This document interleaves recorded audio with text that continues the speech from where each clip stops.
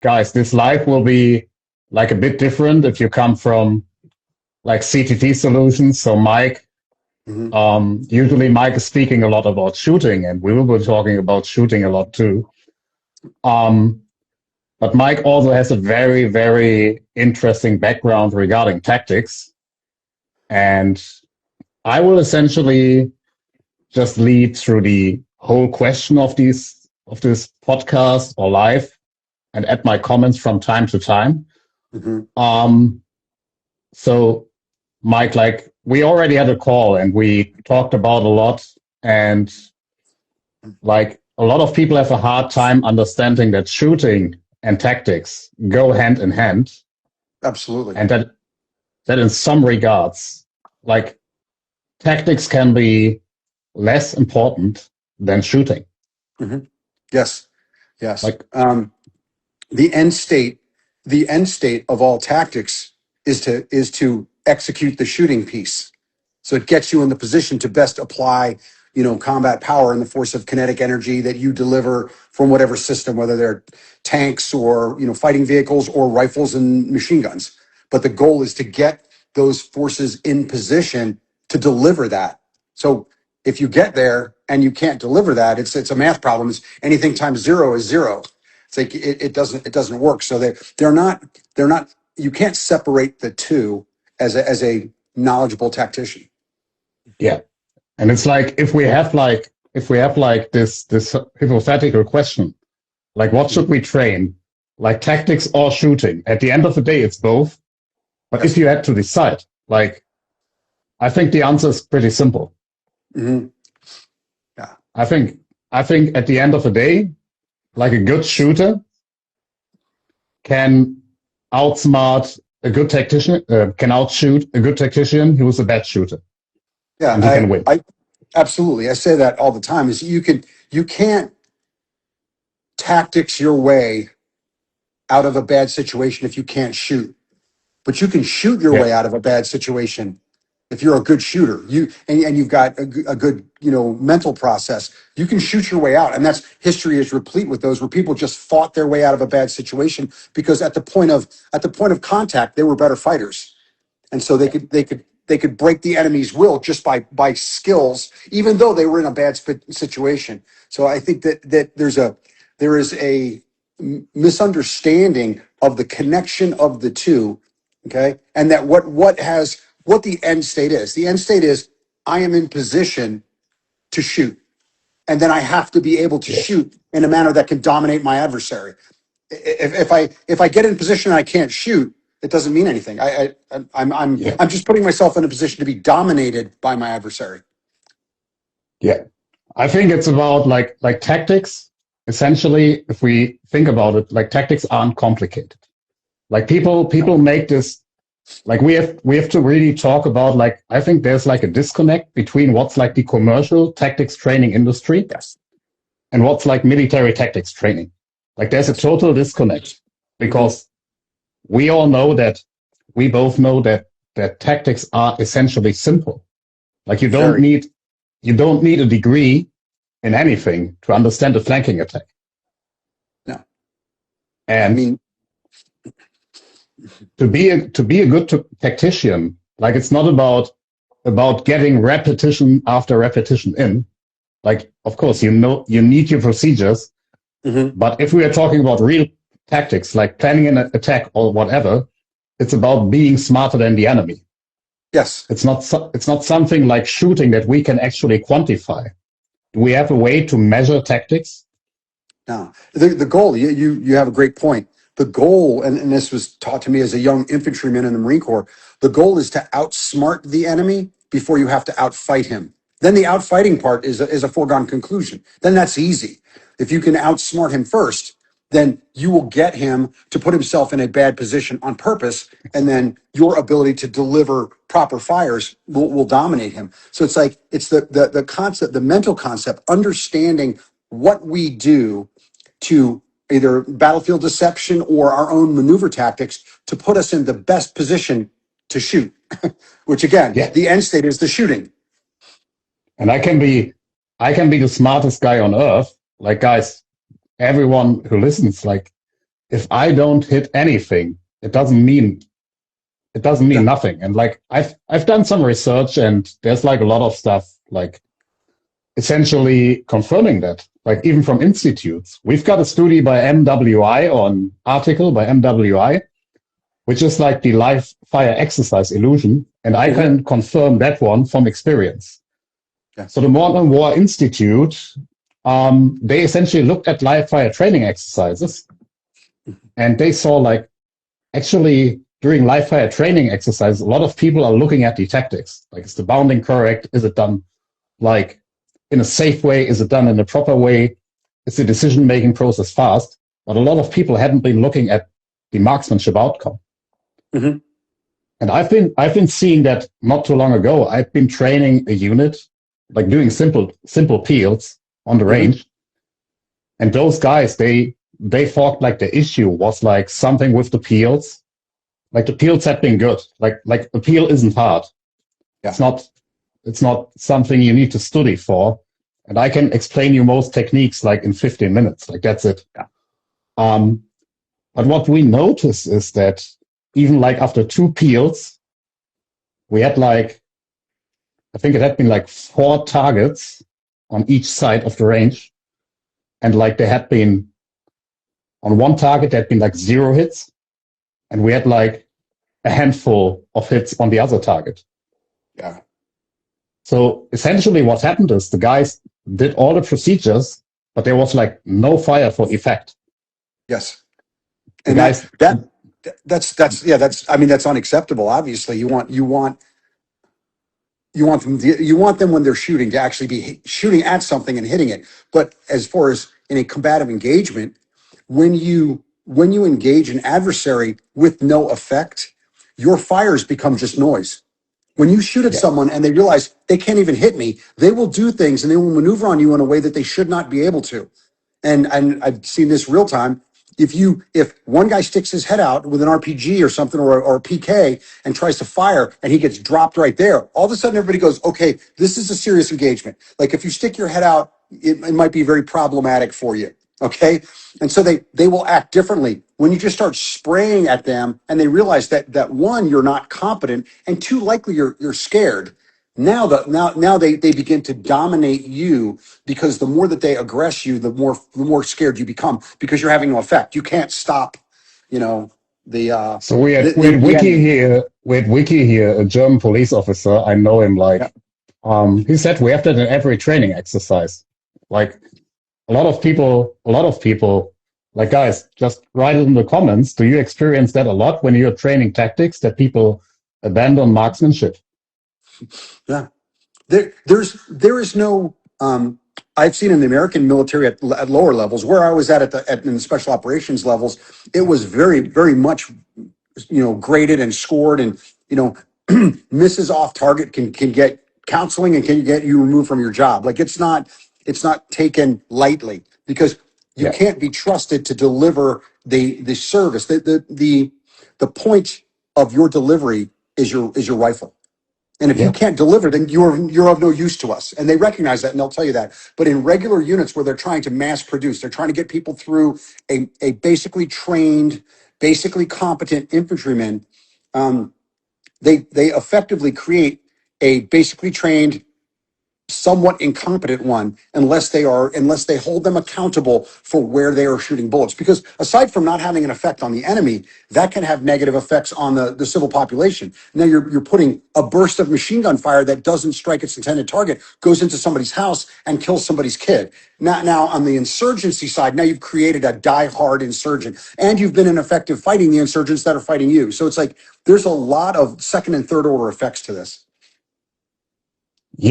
Yeah, I agree. So how much of this is a physical fitness issue? Can easily see soldiers combat marksmanship being substandard if they're huffing and puffing. I mean, I can answer that from my perspective.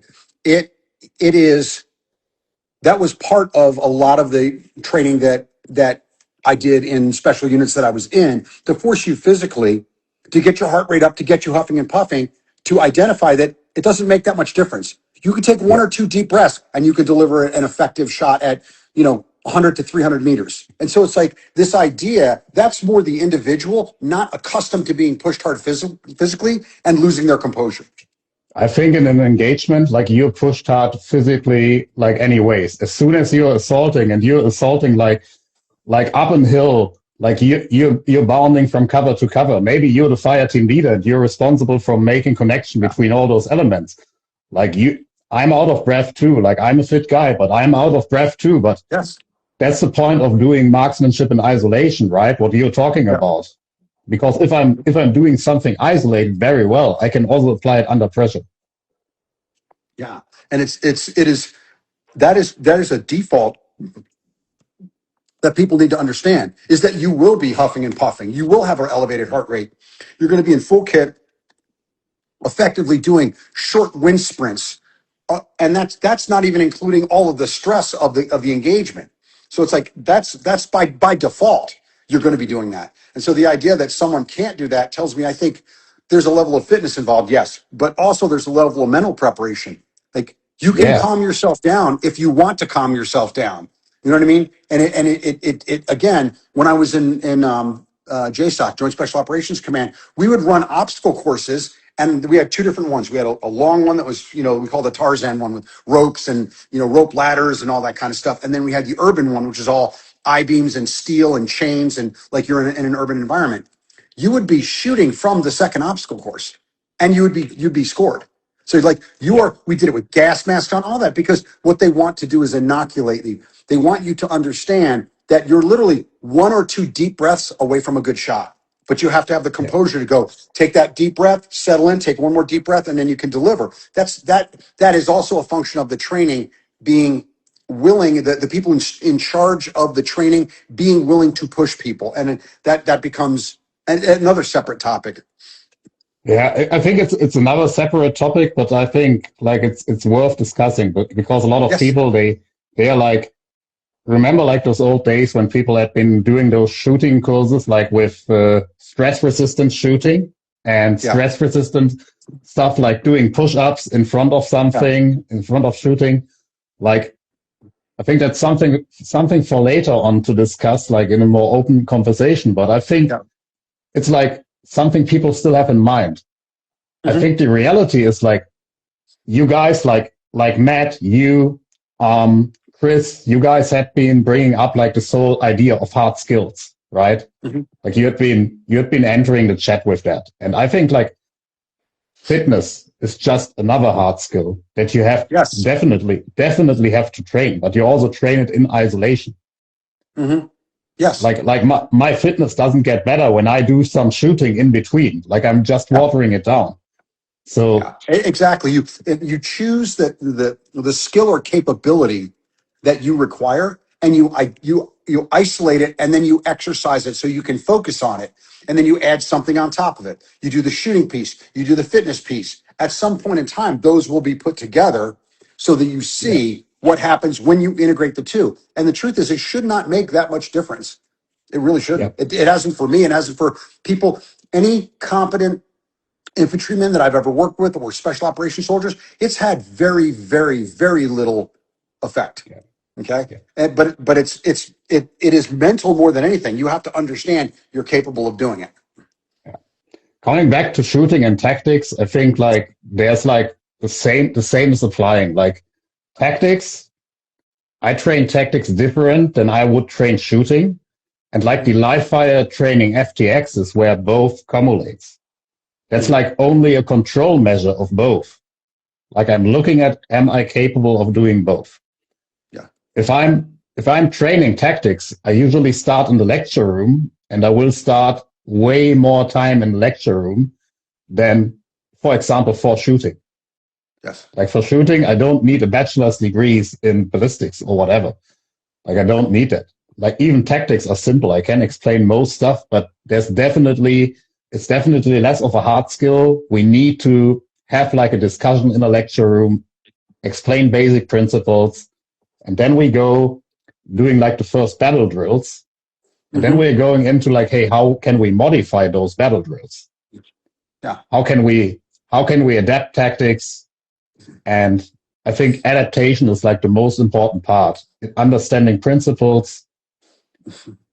Like as soon as you understand, like, hey, what is bounding? Like in any military activity, every Mhm. level, like be it like squad level or brigade level, we will do some kind of bounding. Yeah, Some and kind. it's you change levels and you change equipment. You can bound with armored vehicles. You can bound with tanks. You like it's the same. Yeah. The concept is to be able to mutually support an element while they are maneuvering. So a static Yeah. element supports a maneuver element, and then when that maneuver element gets in place and has seized ground, then it supports that the next bound to seize more ground. It's the same concept with infantrymen on the ground or infantry fighting vehicles. It's the same concept. And that's the thing about tactics, what you mentioned earlier. It's very simple. If you engage an enemy and then you push their flank, you push on a right, or let's say a right flank, and then you turn left and now you're flanking that enemy. If it's infantry on foot or if it's armored vehicles, it's the same thing. The concepts Yeah. are all the same. It's to exploit their flank and force them to fight in two different directions, which they can't do. When you understand that, then you can apply it much more rapidly. You can read a situation and apply it more rapidly. But that, like you said, that you sit in a classroom and you talk about that first so they understand the concepts, the maneuver concepts and why they work. Not just stand over here and you'll be successful. No, why are we going there? How do we identify that that's the position to be in? So But it is, it's an that's what we are intellectual thing. getting. That's what we are getting sold by the industry a lot. Like a lot of people that don't have like touch with the military reality or had been in the military like long ago, they are looking at all those training companies and they are selling literally what I call like IKEA manuals. Like Yeah. step one, step two, step three, do that. Yeah. And it's not like that. Usually like manuals aren't that complex. Simple depictions, like, hey, this is how an ambush works.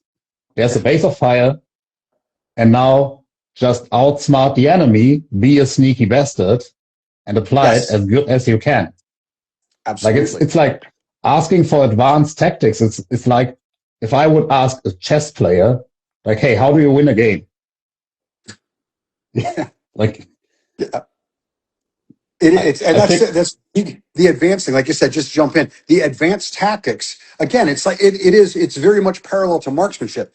Advanced tactics are basic tactics done with an advanced understanding and ability to adjust on the fly. They're the same tactics. There's no difference. A flank is a flank. Okay, a pincer movement's a pincer movement. They're all the same. How well you can do them is based on your level of experience. And that's where you are a more advanced tactician than me. So you can do them more rapidly than me with more precision. You can read the situation. But if we do the same thing, if we do a pin, like I said, a pincer movement or a flanking movement, it's the same thing. And it's very simple. Now, when we talk about advanced, advanced is based on your understanding and ability to apply it, not the thing itself. And that's where people get lost. yeah, I think I think the really interesting part is from my experience that shooting actually affects your tactics. Because if you've got, let's call him like Private Smith, like you've got Private Smith with him, like he's a bit slow, like little slow reaction times. He's like very insecure with his gun. And he's like, oh, yeah, that's the safety. Like you told it 100 times to him, and he's still like, Yeah. Private Smith won't hit anything. Private Smith won't realize what's going on because his manual of arms sucks. He has no time to adapt like his bounding, like his safety, Mhm. all of that. He has no time to do that. It looks like a tactics problem, but he's actually overburdened with his own rival. Yeah. It's Like and then that's, what you end. Oh, actually, I agree 100%. What you end up with, for I mean, I know you get it. For the people listening, you get that Private Smith in position. You maneuver him. I'm the assault commander, and I maneuver him into that position. Yeah, I make the right decision at the right time. We exploit their flank or a weakness in their line. He's now in position. Okay, his element is going to cover the movement of another element to completely exploit that, except for the fact that he can't shoot. He can't suppress the enemy. And so now his element is somewhat or very ineffective. And they now jeopardize another element who's bounding at the right time or assaulting at the right time. Like everything was done tactically at the right time, in the right manner, for the right reason. Okay. But an element that cannot engage effectively now jeopardizes all the good decisions because at the point of delivery, they can't deliver. They can't provide effective suppressive fire on the enemy and pin them in place for another maneuver element to exploit that. And that's where it comes back to the shooting piece. The greatest commander in the world with bad troops can't fight effectively because those troops can't exploit his decisions. It's also like cognitive load. If you lack a manual of arms, if you lack marksmanship, and you've got a hard time hitting things, like, I mean, everyone started with a rifle in his hands at some point. And I think for us Europeans, it's even harder because we don't have that contact with weapons like you guys have. Yeah. But I think even in the US, it's like getting rarer that people have like early on gun education. Now, you're new in the army and you're like doing like a contact peel, whatever, you're doing a flanking attack, and now you're overburdened with your own rifle. You're having a hard time hitting targets, you're having a hard time manipulating your weapon. And now as the squad leader, I can say, hey, Smith, like, peel back, but stay behind me so that I don't shoot you. Like, I will just say, peel back. And he's so confused that he runs in front of my line of fire.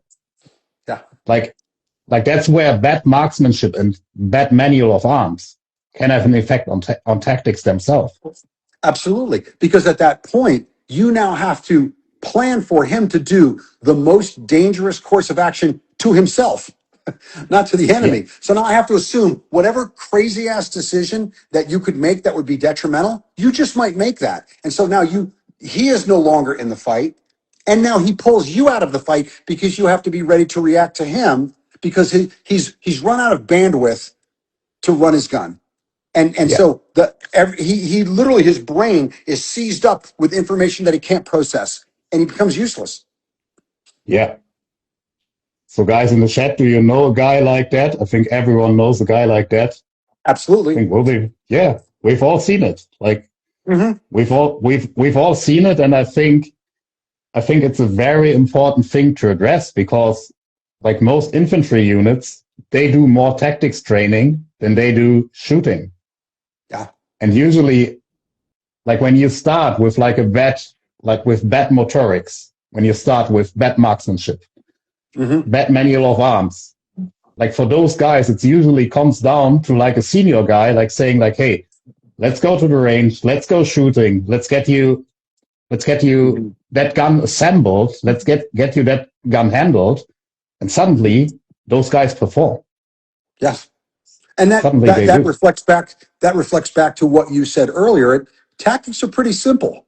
Okay. The technical skills required to exploit those tactics have to do with gun handling, whether it's rifles or machine guns or whatever, rockets. You have to be able to deliver the energy rapidly upon entry into the position that you are assigned. So like we said, you bound forward. As soon as you are in position, you should immediately be engaging effectively. If you're not, you now jeopardize the plan and you jeopardize other elements. And it goes all back to the beginning. If you can't shoot, the best tactics in the world have no value because you can't at the point of delivery, you can't deliver. Yeah, I 100%, like, I agree. And like, that's a pretty interesting thing because a lot of people say like, hey, like lives, or especially you guys' lives, like they're echo chambers. Like I'm all into disagreeing with you, but right now, like the internet is at a point, like be it in the shooting world, be it in the tactics world, where we have to explain basic stuff over and over again. Like people don't know basics, and we can only agree on that. Yeah. Like I think we can disagree on various nuances in regards to tactics.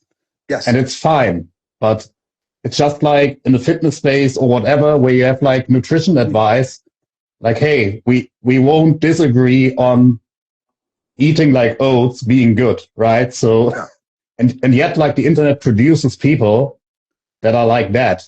So we can draw this parallel. Yeah. Like Scott Howell from Ironside podcast said that to me the last time, I think in Vegas, and he's right. It's the same thing. So we can't disagree on basics, because if we would disagree on absolute basics, someone of us would be totally wrong.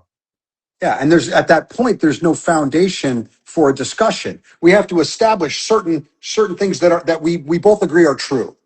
These Yeah, things are true. And then from there, we can have our own take on that or our own vision of what we think would be more effective and such. But if we don't even agree on the basic things, then we don't have a start point to discuss. We're talking about two completely different things, and it becomes worthless. And what I see in the Instagram space and social media space is people that have no background in tactics talking about tactics. And yeah, you see it with CQB. Oh, it's CQB tactics. It's infantry tactics inside of a room. It's really what it is. You go yep. in, you basically go left and right, and you push someone down a long wall. You get an L in the room. Sound familiar? And then you exploit that adversary because they can't fight in two directions.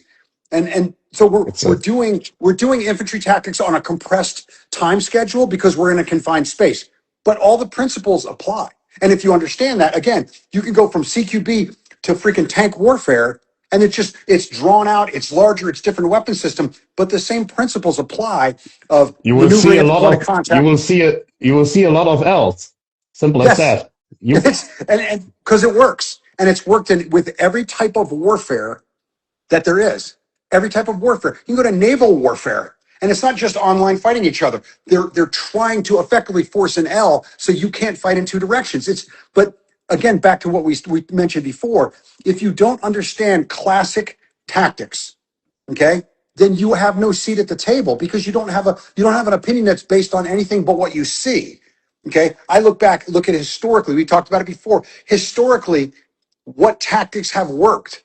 Okay, and why they were revolutionary in their time. The Marine Air Ground Task Force comes from Guderian. Like the yeah. idea that we're using tanks and we're using motorized infantry and we're using air power to support that and we're using artillery, like that worked for everybody for decades, And for almost 100 years now. doing it fast. I think the USMC and the German military, especially, like they have in common like this idea of fast decision making. Yes, You're better yes, making a not so good decision fast. You don't need the perfect plan. But if you do a lot of decisions, you react immediately. The enemy will always be on the reacting side. Like yes. It's that's the initiative thing. based Oh, decision making. yeah, yeah. It's fast decision making, and no tactical class can explain decision making to you. They can provide ideas, sure, but it's not like you don't have a procedure to take Normandy. Yeah, Because if you would do another naval assault and you would come up with the same thing just to get it to a larger scale, yeah. the enemy would be prepared, right? Yes, And also the beach would be different. So people should absolutely. stop looking for those cookie cutter patterns and like, hey, we've got this tactic for this room, we've got that for that room. Oh, and if there's furniture, we've got this procedure. Yeah. It's just, of course, you can sell it better because you're building products. Well, you're what that's what I call a template approach. You give me a template and I superimpose it over the problem and then I fill in all the blanks and I'm good. It's like, no, you have to think. You have to think and you have to think faster than your adversary. And if you have a principally based system, it makes it very easy to make decisions rapidly. And again, a 75% decision executed 200% faster will always beat a 100% decision executed 50% slower. You gain initiative, and that's back to you start driving the fight, and that's something that on the maneuver side we talked about. The Marine Corps and the German military, it's about initiative based tactics. I continue to push you. I make you make a decision before you're ready. Hopefully I give you basically one kind of bad decision, one very bad decision, and one catastrophic decision. Even if you take the kind of bad decision and I press you again, now you are even more off balance, and I give you the same three decisions. Now the kind of bad decision twice in a row becomes a very bad decision, and I Yeah. push you again, and it becomes catastrophic. Historically, in Eh, combat operations, people don't get to make three mistakes. Three strikes, you're out. Like the third mistake becomes catastrophic because you are still reacting to information that no longer exists. And the information that I am now feeding you, you don't even see. And so again, the initiative piece, the understanding of tactics, that allows you to rapidly assess the situation and execute an actionable plan gives you the battlefield initiative, and it forces them to respond to you in a way that they literally cannot. But you have to maintain constant pressure. You have to force them to make decisions before they are ready. And that's the whole idea of understanding the principles and initiative-based tactics. I'm constantly pressuring you, or you're pressuring me, one or the other. And that's the point, like if the quality of decision is not that high, it's not perfect, like we never make a perfect decision, but you have got good marksmanship or excellent marksmanship. We're coming to another thing. And like, I've got this historic example here. That's the Yom Kippur War. Mm-hmm. So during the Yom Kippur War, the Israelis had been taken by surprise. So they didn't know when the war would start, if a war would start. And it was at a time frame where they had like Centurions, so really old tanks. Mm-hmm. And the Syrians, they had like T-55s, T-62s. Now, extreme range gunnery. The Israeli Centurions were armed with a highly accurate British 105-7 rifled gun. Israeli gunners were rigorously trained in long-range marksmanship and rapid target acquisition. So, they didn't have night vision, by the way. The Syrians had night vision. The Israelis didn't have night vision. So, Soviet doctrine often emphasized masked fire, closing the distance. Israeli crews, however, engaged and destroyed Syrian armor at extreme ranges, often 2,000 to 3,000 meters. The Israelis were vastly superior at calculating lead on moving targets and adjusting fire rapidly. In many engagements, a single Israeli tank would destroy a dozen or more Syrian tanks. Yeah, superior tanks, by the way, before being knocked out or running out of ammunition. So, the Syrians had the technological advantage, the tactical advantage. Still, the Israelis, due to their superior marksmanship training, like excelled at this engagement, and this engagement was superior for winning, was important for winning that war. Yeah. At the point of contact, it's about marksmanship. The way the Israelis viewed the point of contact was starting at the max effective range of their tank guns and their gunnery capabilities. The Syrians looked at it as the point of contact was when they get close. And that's, again, it's based on confidence in your ability to deliver fire. But that's a perfect example of marksmanship literally won a battle that should not have been won. Honestly, they had inferior tanks. They had less tanks. No night vision. No night vision, but they had superior gunnery skills. And again, that's back to at the point of contact, the point of delivery of success, of victory is marksmanship. You have to be able to hit, whether it's from technology or whether it's from just individual skills. And it's like that's the 73 Eastings in the Gulf War. It was literally tank for tank. It was one for one, except the Iraqis were dug in. And what won that fight was the ability to effectively and rapidly engage. It was technology driven, honestly, because the M1 was a superior tank. But they lost one Bradley fighting vehicle. That's all. And they knocked out 200 tanks or 180 tanks. It's always good. I think that's something people don't understand. Like, it's always good to maximize everything. Like, everything is good to have. Better training, better technology.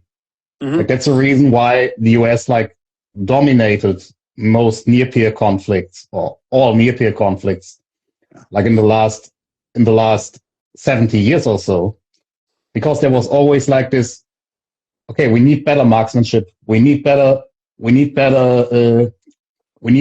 technology, we need more personnel, and that's you go into a war unfair. And if your marksmanship is so overdeveloped, like the Israelis did it with a lack of technology, and with a lack of tactical advantages. The US does it with all of that plus marksmanship. And here's another example from Iraq when the first battle and the second battle of Fallujah. specifically Marines, but also some of the Army units that were pretty solid. First Infantry Division was a solid organization. There was actually an investigation of the Marines because so many people had been shot in the head, and they're like, "Oh, they're executing people." And it's Yeah, I because remember that one. Yeah. and it's because they actually could shoot. They had M16A2, so they have a 20-inch 5.56 gun with a 4-power fixed optic on top, overwhelmingly, which means 0 to 200, it's just hold center, shoot center. And so every time somebody stuck something out, they took a 5.56 round in it.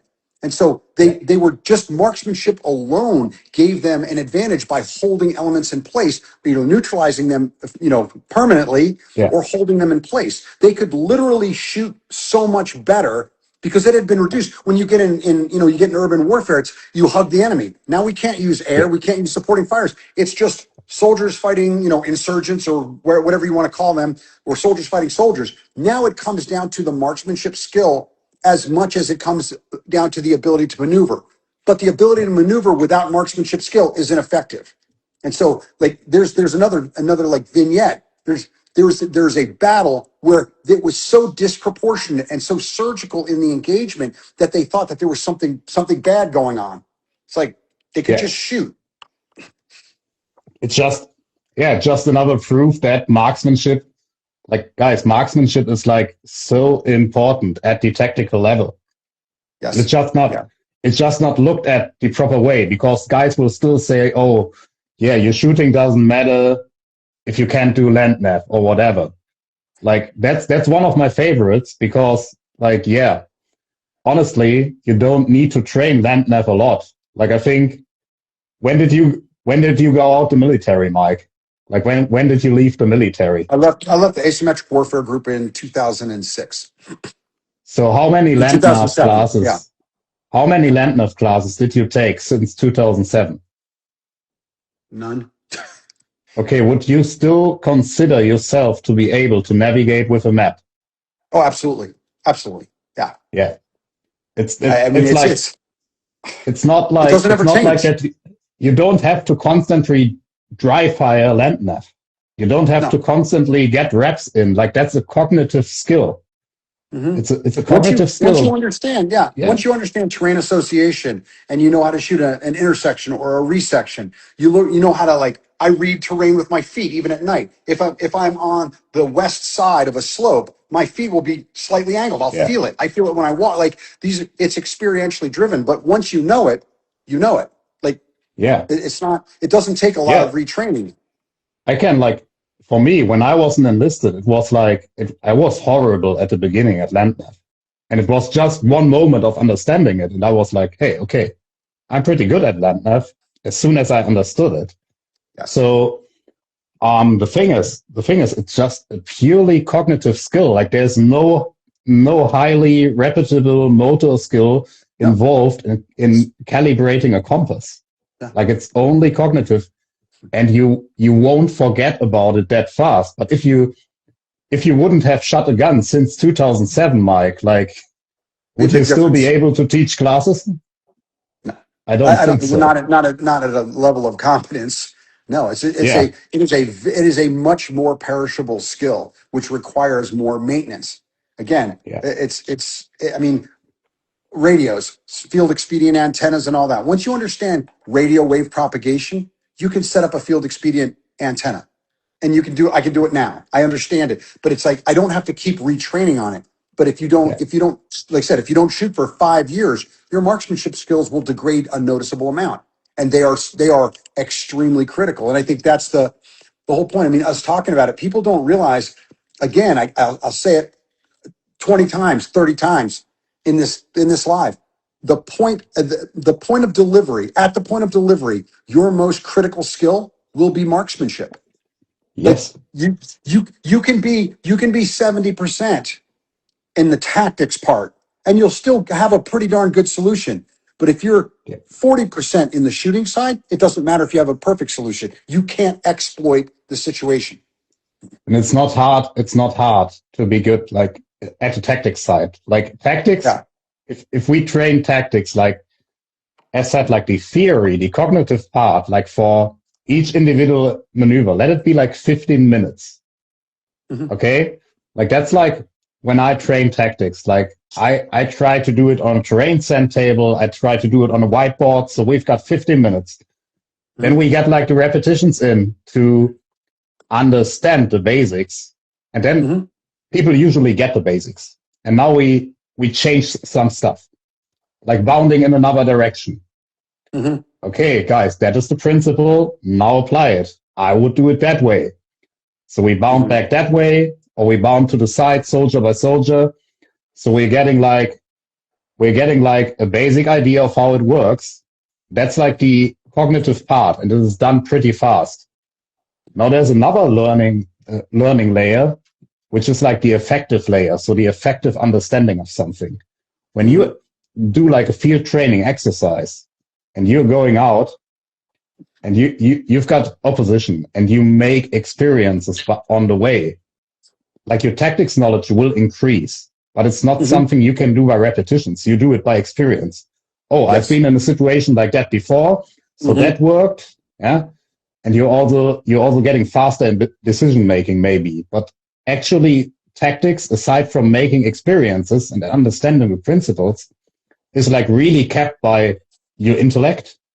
Like not everyone can become a platoon leader. It's simple as that. Yeah. Not everyone can. And it's kept by the actual learning curve happening on a very rare level and on a non-predictable level. Yeah, absolutely. I do a vehicle-based course for law enforcement. Okay. And there's lots of people talk about vehicle tactics. There's no such thing as vehicle tactics. There's just tactics in a vehicle-rich environment. And so the focus of this, and this has to do with the actual tactics piece, the focus of this is I look at vehicles as, unless they're moving, a vehicle moving is a vehicle or it's a weapon. If it's not moving, it's terrain. That's all. I view it as terrain. Yeah. Okay. But it is logically oriented in consistent locations and orientations based on where they are. You've got a commercial area and you've got a grid pattern. Okay. You've got, along the sides of a street, they're linear. You've got what I call Main Street, or in town, you've got 45-degree angles so that you can have more roadway and less parking space. There's reasons behind it. But the bottom line is, if you have a threat in an open area, this applies to law enforcement, active shooter, terrorist decides to shoot up a mall or a public area. Now you have to have some way to minimize their movement and to exploit them. And what I do with them is just teach them, okay, you're doing movement to contact. We're moving until we make contact, okay? And then the side that is closest on this linear front, okay, if they're offset to one side, that side folds around him. Why that side? Okay? Because they're the closest to contact. They can see him, and they're pushing him along the long axis of that L. And then we just keep pushing. We're seizing terrain away from him. His maneuver area gets smaller and smaller, and we're forcing him to address potential lethal threats in different directions, okay? And move into an area that he doesn't see and doesn't know where those lethal threats are. Eventually, he will make a mistake if we keep pressing him. And if there's an open field versus where a market is, we want to push him into that open field because we have air assets to track him. Now we are managing his movement with our formation while still retaining all of our combat effectiveness and as much safety as you can get when you're tracing somebody with a gun. And it is nothing but infantry tactics. It is straight up out of an infantry manual, what I'm teaching them. And once they do it, they're like, oh, wow, this is easy. We've had my partner, Pat, who's a Marine infantryman as well. Yeah. We've had classes where we have a big parking lot. Okay. And we have a suspect just running around hiding. The police move into that area. They have no idea where he is. And we're talking about like a seizure yard, like a junkyard where there's vehicles in line, like a giant parking lot. They have no idea where he is. And we've had elements that are or courses where at the end of the course, the longest time it took them to neutralize that guy was 30 seconds. Because now they're constantly seizing ground, constantly. As soon as they make contact, and I explain it to them in infantry terms, we're doing movement to contact. We want to make contact with this guy. As soon as we do, we fold around him. Now we cut off that whole area to the right is gone for him. He can't go there anymore. Now he only has to go left, which means he's running across a linear front of other armed men. And then we just keep pushing him. We keep pushing him. So he's not prepared to make decisions that he has to make, which is battlefield initiative. Like, it is literally right out of an infantry manual. And the cops that were infantrymen before go, I recognize this, and it makes sense. They can literally learn it. They can learn it in a 30-minute block, and within 2 hours, they can execute it force on force maneuver. So it's simple. It's not like it's like people act like it's this decision, like shooting or tactics. And usually, like, first off, doing proper tactics training takes a lot of effort. Shooting takes doing dry fire, going to the range. Yes. So it's much more straight. Shooting is much more straightforward. It's like, just do this, this, and this, and you'll be good. And the tactics side, it's understanding. And it's like you said earlier, it's experientially based. You have to do it and see what mistakes are, what the mistakes, like how to move, how to control elements. Because now in the course that I teach, when you have that grid pattern in a giant parking lot, you have high-speed avenues of approach in every direction, which means someone can drop down, disappear, and turn up 30 meters to your left or right. And that becomes a problem. So your ability to coordinate your own forces, and move as one cohesive element becomes a task in and of itself. The ability to communicate, but only communicate what needs to be said, not just jabber and talk because you're afraid. It's like once you understand it, and I've watched it countless classes now, once they understand it, they don't talk very much because they realize talking gives away location and disposition. I'm telling you where I am, and I'm telling you what I'm doing, or I'm telling you that I'm trying to communicate another action to my element if they don't speak the same language. And so it's like they will immediately recognize, if we stop talking, they don't really know where we are. They know that we're kind of over here, but they don't know. Most of the time, at the end of the scenarios, at the end of the full maneuver day, they do probably 25 or 30 scenarios. Okay. Yeah. By the end of the day, all those guys will say, I'll say, okay, what did you see? What did you do? And they'll tell me, and I'll go, well, when did you get shot? At this point, I got shot in the back of the head, or I got shot in the back. Because you can't cover all the angles. By the time I realized he was behind me, it was too late. That's the point. Yeah. That's tactics. Yeah. That's tactics. And it is like, guys, even if you go to a CTT class, you're doing 30 minutes of tactics theory. And that's it. And then like execute. It's like, for us, like we do those free open enrollment tactics classes with our subscribers or for our subscribers. So we've got a lot of military members. We've got a lot of former military members, a lot of law enforcement guys, and a lot of guys that have never been to the military, still want to do that thing. But everyone is like surprised, like how easy it is. And it's just about getting repetitions in and understanding principles, doing that. But we can't, like, compared to shooting, we can't measure tactics. No. Tactics are solely outcome based. Either you win or you lose. Yeah. And we can't say those are good tactics, because we can say, like, hey, usually a flanking attack works, but maybe this time a frontal attack, like a frontal assault, works. Like, I can't quantify it. If you shoot a target, I can see, like, did he miss? And, like, how far did he miss?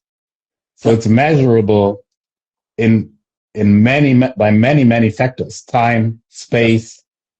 Tactics are not measurable. No, they aren't. And you can get an anecdotal result. You can have a success that should have been a failure, and it was just luck, just straight up luck.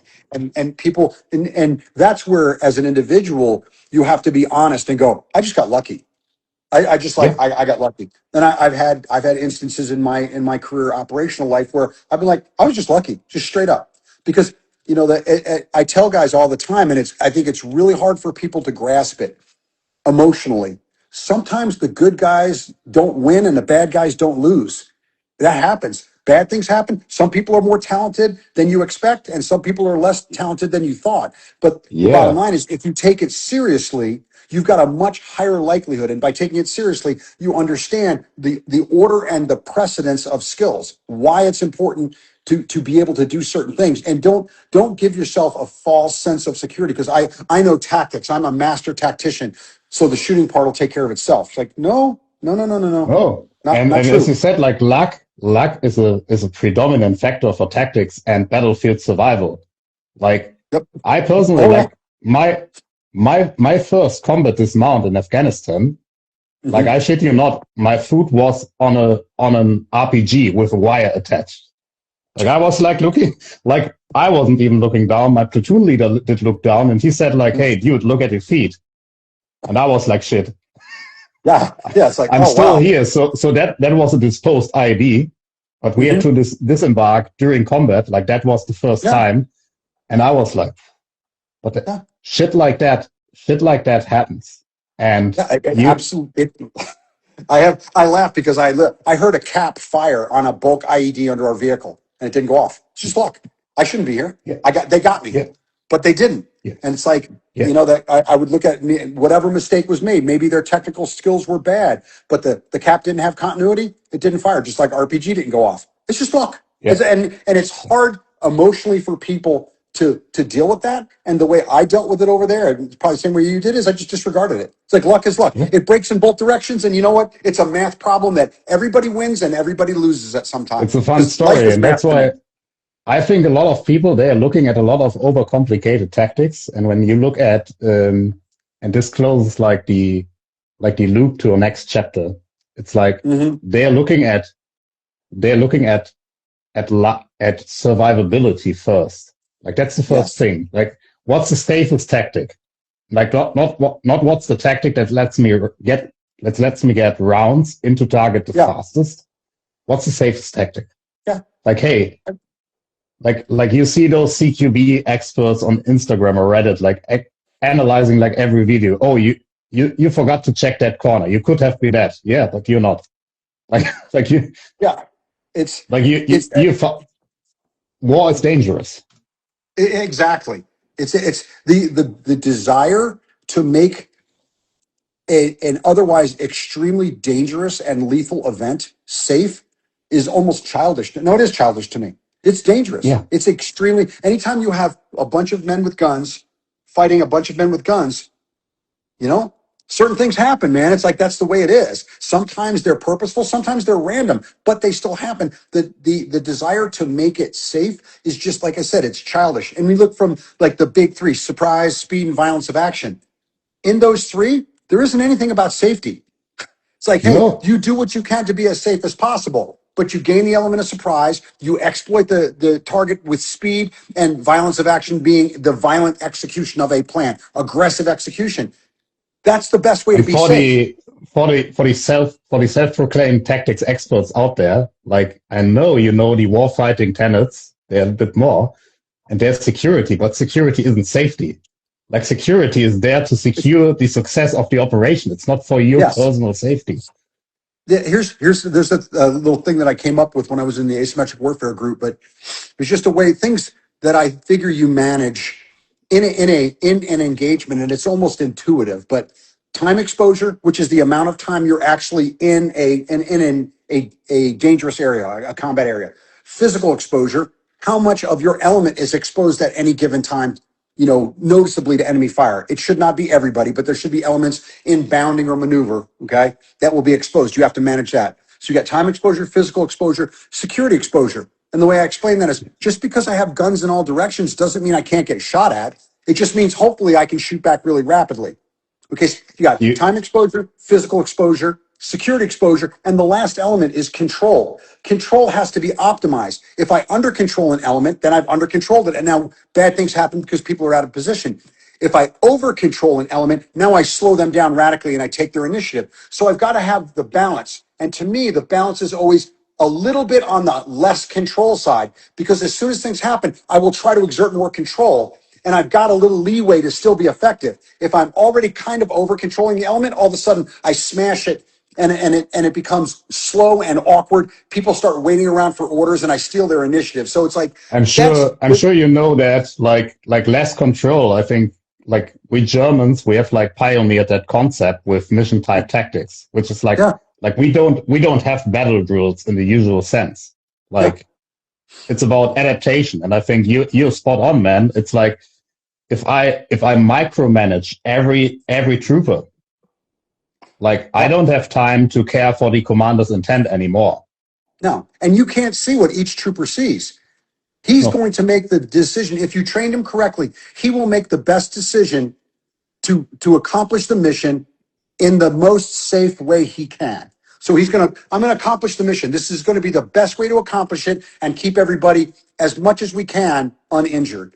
But you can't see that. So you're now making a decision for someone whose situation you can't even see. It defies logic. And that is why effective elements, okay, effective units are effective because they are acting on the local level, the smallest level. The squad in the attack is managing the squad in the attack, not somebody behind a radio 10 kilometers back or 4 kilometers to the west. Because now exactly. you don't see anything, and you force me to make a decision that I know is wrong. And that's it. That is the bane of third world countries and their armies, because they won't do anything unless they're told to do it. So they'll sit there in a bad situation until someone tells them to get out of it. Like, ludicrous. Like mission command, like if you look at post-Soviet countries or a lot of African Mhm. countries, like the idea of mission command culturally isn't there. No. It's not present. Like it's not their fault. It's like how that society like developed, and it's Yeah. like we as Western armies, we got into World War II and we saw like, hey, like especially the German approach, like mission type tactics, that seems to work. And then the Marine Corps came up like after World War I think, already Yeah. with mission type tactics. hmm The Army, I think they had been playing with the idea for some time, but I think in 1985 or something, they started to Yeah. adopt like Well, mission type tactics. if you look at it historically, because I was a Marine for 6 years before I was in special operations in the Army, the Marine Corps was a dedicated assault unit.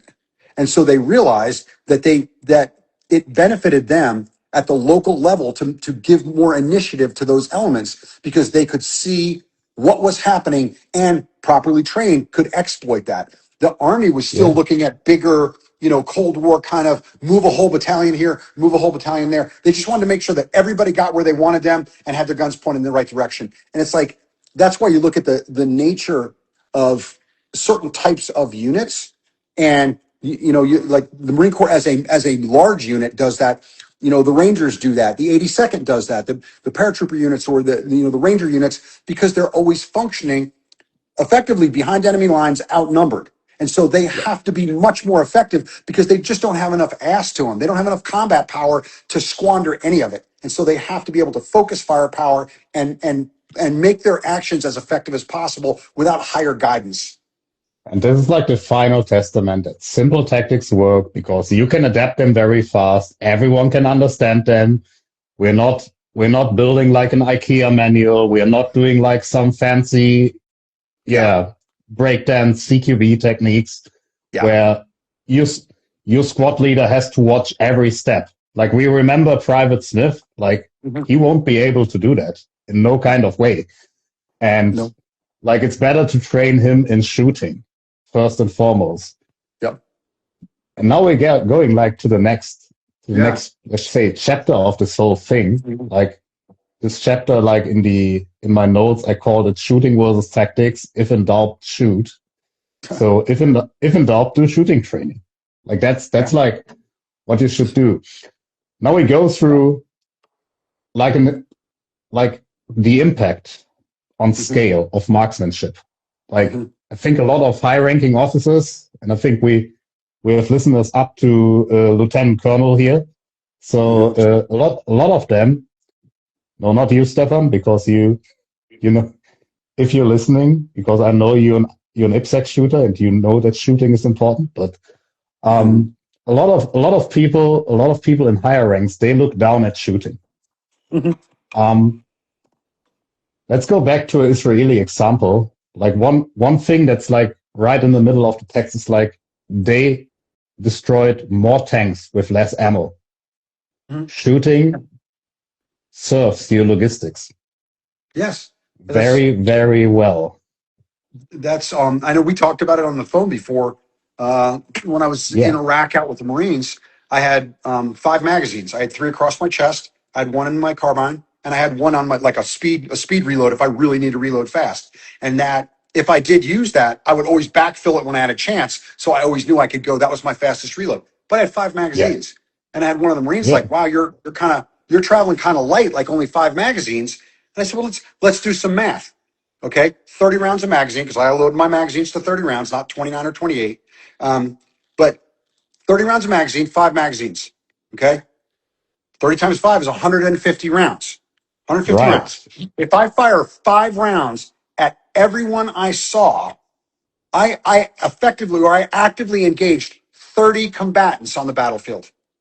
Now, anybody that's been And around, that's like, that is that would be like, like a double like a double digit enemy killed in action count that rarely happens. yeah. Rarely. The idea that it's like, Not for a single individual. yeah, Like, and that's why I let's be told him, like, honest. I will only shoot at what I believe I can hit. Okay. And it's like, I understand that. Now people look at it, and we talked about it before as well, suppressive fire. Well, there are times when you are going to use a higher volume of somewhat less accurate fire than an individual rifleman taking shots. But there still has to be an accuracy component. Like, Yeah, it's suppressive fire has to have an element of accuracy to make it dangerous enough to suppress the actions of the adversary. So it's like, you're not just spraying bullets, then you're just making noise and wasting ammunition, which goes back to logistics again. Now we have to resupply you. And if we're resupplying you in contact, that becomes a big freaking problem. And so if you're going to utilize suppressive fire, there has to be an understanding that it has to be an accurate application of that technique, not just noise and volume. And I think that's where, oh, you're just going to spray. No, I'm suppressing certain areas of the enemy line, okay, that are I causing us think problems or facilitating movement. there's like an interesting thing. We talked about that briefly on the phone, and Mm-hmm. I did some more research on that. If Mm-hmm.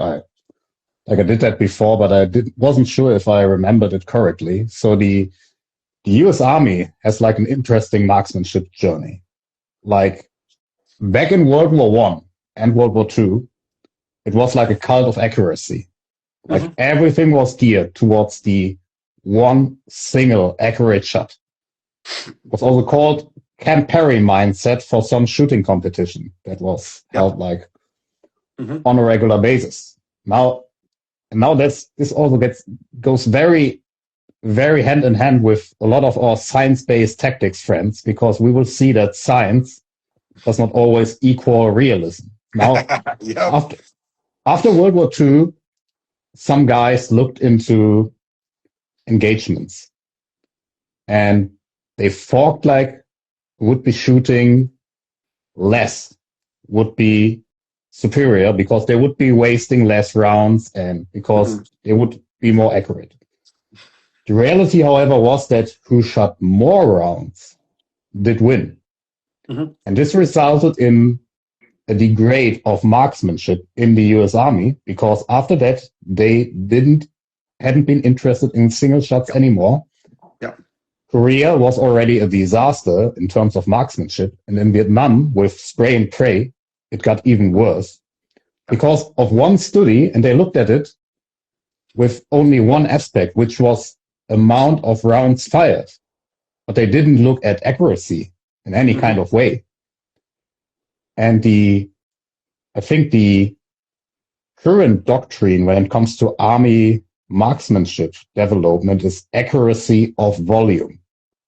Mm-hmm. You of course need a certain volume for effect, because if you're shooting at 12 guys, like a 12-man squad, Mm-hmm. and you're only shooting like let's say like one round per hour, Mm-hmm. you will probably lose. Yeah. So you need to shoot 12 rounds at a certain point Mm-hmm. to get rid of them all. But also those rounds need to hit. Yeah. And that's like what people don't understand, that there's accuracy and volume involved. Yes. But accuracy is the key factor, because if there's zero accuracy, no round will hit. It's exactly, again, it's math. Anything times 0 equals 0. Like, if your accuracy sucks, I don't care how many bullets you shoot, you're ineffective.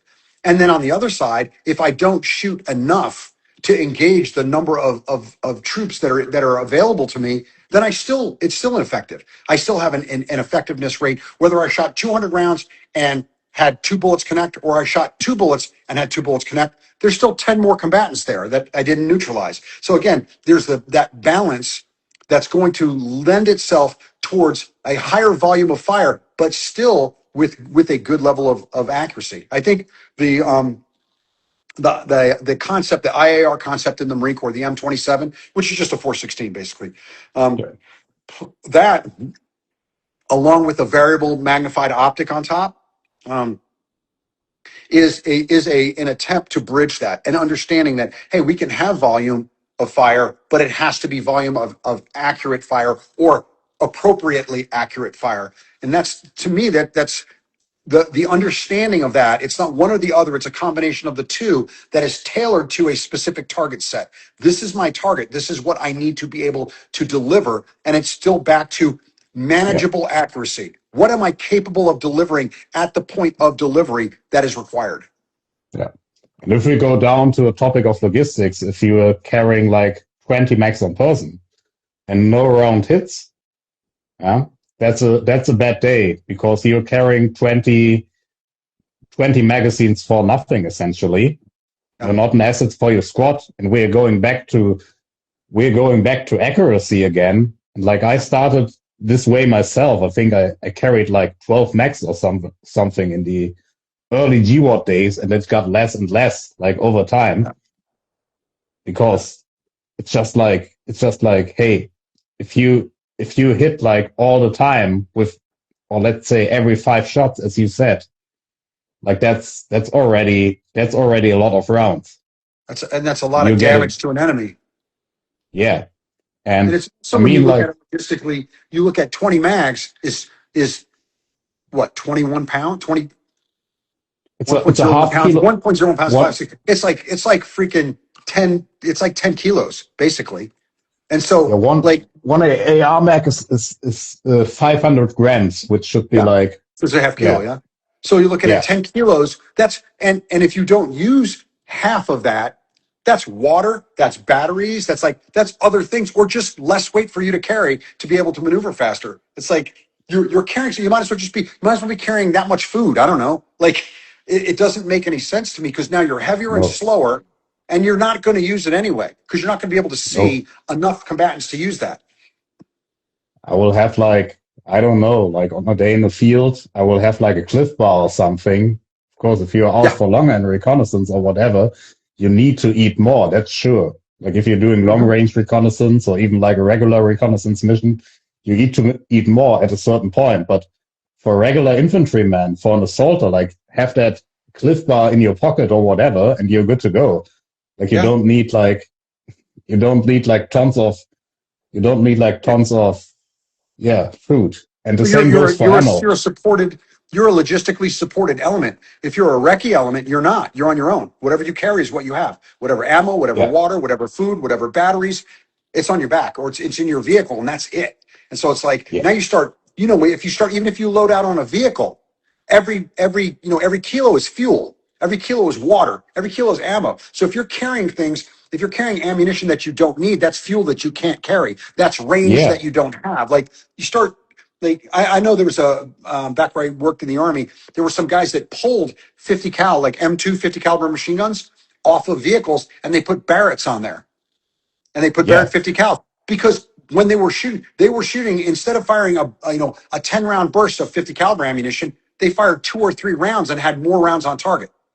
And so they were like, our effectiveness, we can carry less ammo and get a higher hit probability. That makes sense. And now people are from experience are going, this gun supported is great. If I got a truck behind me that's got ammo and I can just throw more 12-7 ammo in there, great, got it.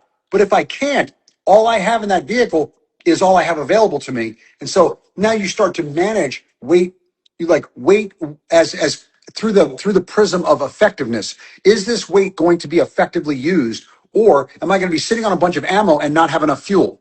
Like, again, experience tells you these things, and that's why people that don't know will say certain things, because they don't know what it's like to be unsupported. Wrong experience, let's say, like wrong experience, wrong lessons learned. Like, if you're a bad marksman, or if you don't understand suppression, you want to carry 20 max, even with experience. That's a great point. That's a great point. Wrong experience. Flawed technique will give you a negative experience, and then you will act on it completely incorrectly, realizing I need more magazines versus I need to shoot better. Exactly. And like, I see that in I know Ukraine. a lot of, yeah, they do the same. Essentially, they are doing the same stuff as we did in the beginning of GWAT. Yeah. Like, it's not, when I say that, like, yeah. like, I've been working as a combat advisor for them, and it's like, yeah, when I trained them, like, guys noticed, like, hey, they should maybe carry less, because even marksmanship increases when you're carrying less, because you're not getting dragged down. You can get into a good shooting position, stable shooting position, and like, even like history supports that. Because after Vietnam, after the whole spray and pray thing, there was a company called Litton Systems. So it was the Melonic Systems Development Division, and they did a study which was called, very long name, so definitely an Army study, the identification of objective relationships between small arms fire characteristics and effectiveness of suppressive fire. And they came into two very interesting conclusions. They saw like what mattered the most for suppression was not like the number of shots. It was the proximity over general direction. So proximity was more important than having like general direction. And that was not a lab study. They asked prisoners of war from Vietnam, so Viet Cong, like, hey, how did you feel when you got shot by an M16? How did you feel when you got shot from that direction or whatever? And they got like very interesting answers from that, which was like, hey, those guys feared proximity. Yes. These guys shot like 10 meters low left with an M60. They didn't care. Yeah. They just came to the conclusion. Yeah. Go ahead, Mike. Go ahead. No, I was just going to say that makes, because it's the effectiveness that, again, that's the, having seen it, when people engage you without effect, you look at them and go, they're not good at this. You just look at them and go, bullets are hitting a wall, 20 meters away. And like, you just look and they're shooting from 100 meters, 150 meters. You're like, okay, they're not good at this. I'm a lot safer. Yeah. You will do more things. When they hit your wall with a bunch of PKM fire, you're like, okay, this, like, we got to take these guys seriously. And so again, what you're saying is, like, I've experienced, like, the effectiveness of suppressive fire, you're giving up a level of accuracy that you get if you're focused on pure accuracy. You're giving up some accuracy, but you're getting a higher level of effectiveness because of what you said, proximity. Those bullets are impacting in a way that if I were moving in the open, I would very likely get hit or run a high likelihood of getting hit, which is going to change my combat decision making, because now I have an effective threat that is holding me in place, because suppressive fire is intended for that, to stop them from doing whatever they're doing and fix them in place. So, I mean, that makes perfect sense. And guys, what we are doing right now is how you should actually employ science when you're developing something for the military or developing tactics. Because the first thing is like, hey, what's your own experience, or what's the experience of guys who have done it? And now you're going down like, and you're looking for science that confirms that and explains why. We are not looking at studies and saying like, hey, like, this is how it could work, let's do that. What we are doing is essentially confirming that using science, and maybe going a step further using that science. It's not like science-based CQB or some bullshit where people base it on science. Because stuff that can work in science does not need to work in application, because that's not how science is supposed to be. Think about it. Science is always based, you do scientific experimentation based on controlled circumstances. I control all of them. And in a controlled environment, the following things will happen predictably. The problem with combat is a completely chaotic and not controlled environment, and weird things happen. And so you start to look at your experience and go, okay, this happened to me. Okay. How did it affect us in real time? Okay. A bunch of bullets hitting a wall 10, 20 meters away is very, very different from a bunch of bullets hitting the ground and the wall 2 meters to our right. There's a big difference. And the decisions you make will be affected by that. Both ones, 20 meters away, 2 meters away, nobody got hit. Okay. But it changed the decision loop immediately.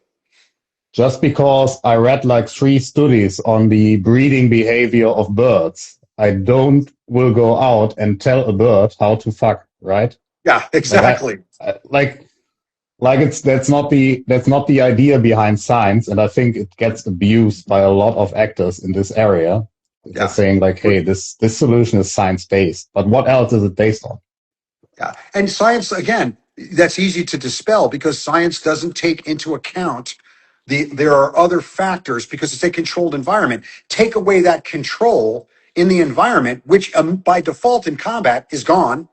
And then you go, okay, now you don't have a controlled environment. What affects, again, the both sides? The combatant that is firing effective suppressive fire recognizes that he's pinning you in place, which means his element can move. Or if that combatant is firing suppressive fire that is ineffective because it's too far off target, you realize that they can't pin you in place, but they're trying to, and you move immediately. So there are cause and effect and emotional connections here that a controlled environment cannot give you. You can only get it through experience.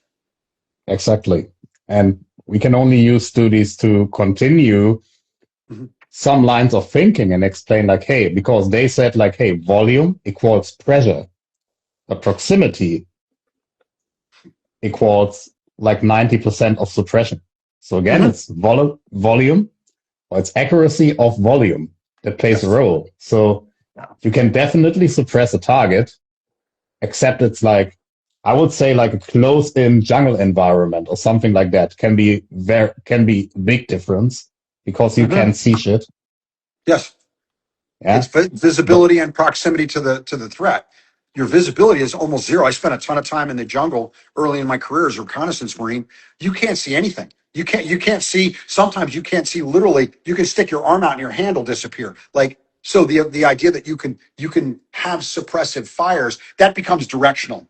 I think they're over there and they just spray into the jungle and hope they get the picture. But it's not effective like in an urban fight where we know there's people in this one area and we are suppressing them with genuine, visibly positive effect. So again, and there you go. When you start talking, it's experience again. It's the science part is, to me, that's the start point. That's where you, like, if we were talking about something, we were out training, I'd be like, okay, theoretically, this is what they said. I would start by saying theoretically, because it is a theory. It is not real. The science, a controlled environment by default makes it a theory because the world that we live in as soldiers is not a controlled environment. It's a completely uncontrolled environment. And so now the first parameter that you have to have as a scientist doesn't exist where we fight. Yeah, it's absolutely accurate. I would say that people really need to understand like application first. They can look at studies or whatever to confirm that. Like we do it a lot on our page. We cite studies and all of that, but it's all like, hey, this confirms that again. Like that this confirms what works. But I would never look at a study that tells me something different than what I've seen from experience. And I would say, okay, all I said is wrong. Just because all I've seen is wrong. Yeah. I will definitely have a look, but I will not replace my tactics by science-based tactics at that point. I look at everything that you teach. I have like a template that I go through a validation process. Okay. What are we doing? Why are we doing it? Okay. Why does it work, or how does it work with specificity? What is the mechanism of success? If I replicate it correctly, will I always get the same outcome? How much time do I have to do it in? Because if I don't have enough time, it doesn't matter what it is. If I can't do it in a timely manner, okay, doesn't matter. How much time do I have? What are the most likely failure points or mistakes? And how do I train to either avoid them or remedy them? But what am I doing? Why am I doing it? How does it work? How much time do I have to do it? What are the mistakes that you're going to make? How do I avoid those? Like, that's a logical progression. If you can't explain all of those steps, okay, which is a standard. If you're an NCO or an officer in a professional military and you're training your men, you go, okay, this is what we're going to do. This is why we're doing it. Here's how we do it. This is how it works. Okay, this is how much time we have to do it. So we have to move rapidly. Here are the most likely mistakes or failure points. Okay, and then this is what we do to avoid them or to fix them if they happen. That is a logical thought progression. If you present information that you can't go through every one of those steps and logically field questions, then you don't know what you're teaching. And Mike, you had been doing a lot of field research in your time during AWG, especially, which I think a lot of guys, when they interview you, and I'm not a big fan of war stories, but a lot of people, when they interview you, they ask for the unit. But I'm actually asking like for AWG, because that's a very interesting regarding this debate also, like MOS, if we can call it MOS. Yeah. Like what was your experience like? You had been getting attached to infantry units, right? Yes. And you had been their combat advisor, which happened at company level, at battalion level. What was it? I would be assigned usually to a battalion. The way I would do it is I would look through the secure network or the secret network and see casualties by type. Okay. And then I would say, okay, they're taking a lot of IED type of casualties. And so I would call that unit and say on the secure line, say, hey, this is who I am. Okay, this is what unit I'm with. This is what I do. This is my individual background. Would you be interested in hosting me? I'll come out and I'll just be a fly on the wall. My job is just to go out with the units and do what they do. I'm a rifleman, and I'm taking in everything I see and reporting back to you. These are the things that I saw. Prior to that, I would talk to them or actually just after the first actual combat patrol, I would come back and go, this is what I see. This is what I've seen with other units. This is how they have approached that problem. And I was a conduit for information, and I was objective feedback for the commander. It's like, listen, I don't have a dog in this fight, so to speak. I'm not going to go tell dad back at the Pentagon or whatever, which is who I reported to when I was done. But I'm saying, if I do a trip report, there's no names, there's just a region. These are trends that I see for the bigger army. Okay. And it was great because you can see things that people. A perfect example. This is a great one. People know what to do, but they don't know why they do it. They can't put it all together. So we do a SNAP VCP, a vehicle checkpoint. We stop the blue Opal, which anybody that was in Iraq knows. There's always, we're trying to find a blue Opal. Like, that's the only Opal they ever freaking sold there. Yeah. But they stop the vehicle and they set up the checkpoint, everything. Okay. They stop the vehicle, the guy gets out, and they have him, rotate, radiate, energize, anything that can be manipulated in case the car's wired. So I see the squad leader go, okay, have him pop the hood, flash the lights, blah, blah, blah, beep the horn, again, rotate, radiate, energize. And I go, whoa, hold on. I go, what are you doing? He's like, well, we're having him, and he goes through the whole thing. So in case the vehicle's wired. I go, where are we standing? We're 25 meters away. And he goes, oh, I guess we're kind of close. Like, no, we're on top of the bomb if there's one in there. Like, don't you understand? You know what you're supposed to do, but you're not putting it all together going, we're having him do this in case the vehicle is wired. If the vehicle's wired, we need to be at standoff. It's like, it was striking to me that they did that. We had people that would turn around in a tracked vehicle. They would drive right to a bridge. The bridge separated the battle space from their sister unit. They would stop short of the bridge and turn around in the same area every time. And I was like, why are you doing that? And they're like, well, because this is where our battle space ends. I'm like, but why are you turning around in the same spot? It's like, because we're just staying in our battle space. I'm like, who said you have to do that? Why don't you just keep going for another kilometer and turn around? Why don't you turn around in a different spot every time? And that goes back to infantry tactics. Don't go the same way don't come back the same way you left. Like, don't take the same routes. It was like, but those were things that in AWG, I got to, as the old soldier, I got to say, listen, like, these are simple things, but you need to engage your brain because you're going to end up end up doing the right thing and still getting hurt because you did it in the wrong context. So I did a lot of stuff like that, which was it was very useful. And then once you roll with the guys, like as soon as you get there, you're like kind of the good idea guy. Like, oh, the good idea guy from the Pentagon is here. I'm like, hey, I'm a rifleman. Like, I'm not here to take over your squad or your platoon or whatever. I'm just here to watch. Okay, I'm clear. I can do everything an infantryman can do. I'm completely sanctioned, but I'm just here to watch and then give you, if you need me, let me know.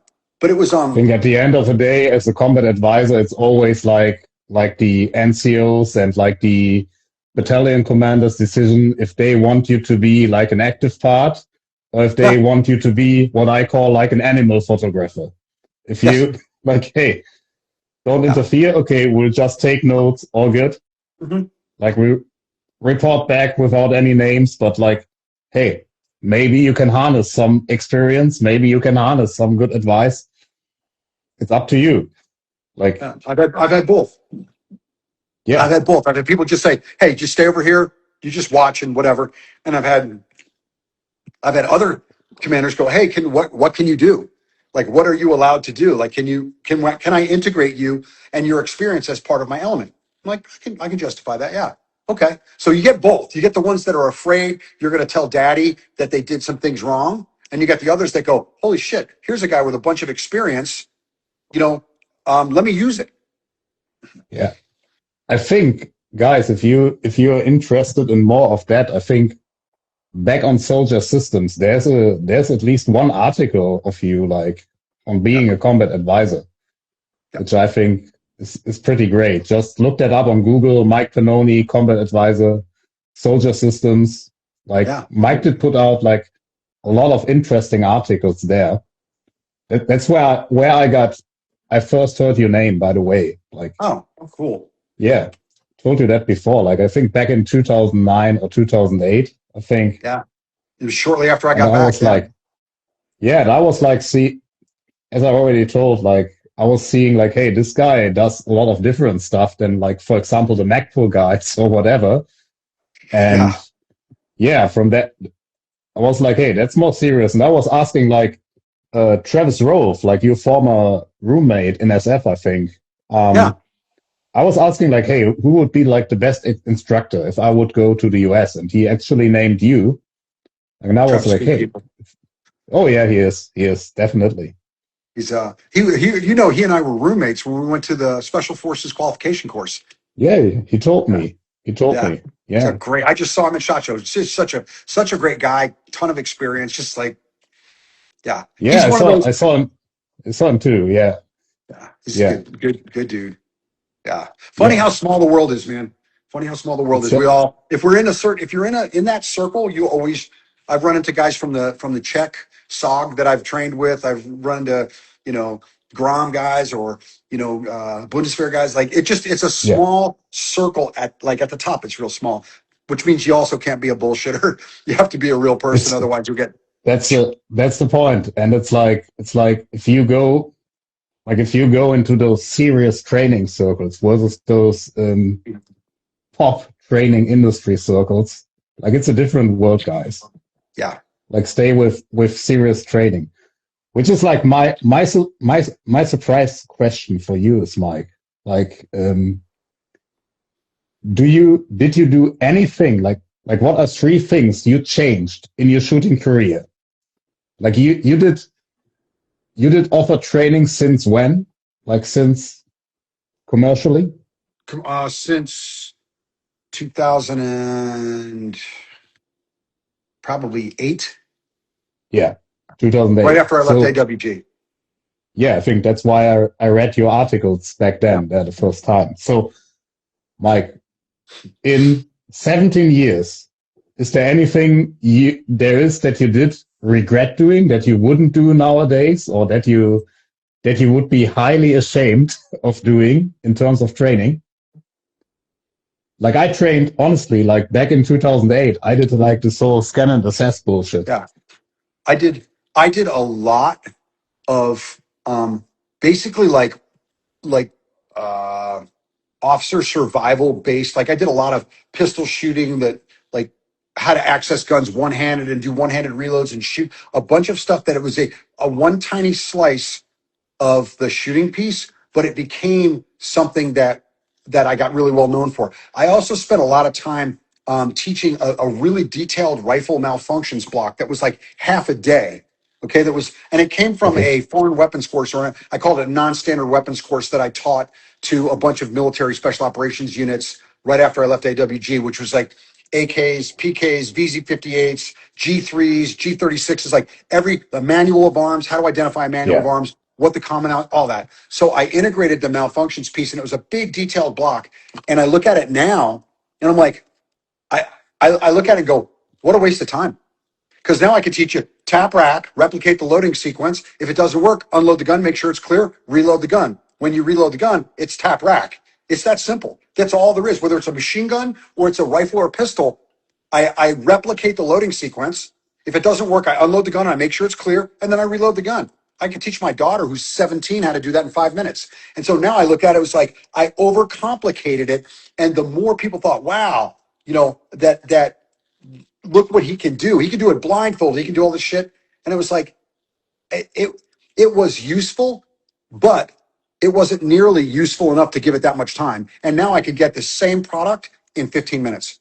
And so I look back and go, man, it was part of the journey, but I put too much emphasis on it. And now I don't do it at all. Now I do it at an individual level in a class. If somebody has a problem, I go, listen, this is it. Tap rack. Yeah. Doesn't work. Unload the gun. Make sure it's clear. Tap rack. We're done. Yeah. Principle based. And I think like everyone is going down that path and seem like, hey, we all do stuff that we can improve on or change. Yeah. And it's just up to everyone, like, to identify, to don't waste time with bullshit. Yeah, and like the goal is the intent. The intent has to be to provide something that's of value. There was never an intent. I was never trying to sell magic. I was trying to sell, showmanship. But at one point, I realized like it takes 5 minutes. Like it's not a big deal. It's very, very, very simple, and it's principally based. And if you clear, the difference between clearing an M4, okay, and clearing a G3 is just that you lock the bolt to the rear on top of a G3 or an MP5. That's all. Is a minor difference in manual of arms. The principles are the same. I strike the magazine, I rack the operating parts. If it doesn't work, I unload the gun, make sure it's clear, and then I reload the gun. It's all the same. It's a blowback self-loading rifle. So, yeah. It's like, it just, again, I overcomplicated it. And then what happened is people thought that was really cool who didn't realize what I knew. And then when I finally realized it, I just stopped. I was like, no, I won't do this anymore. And that was years ago.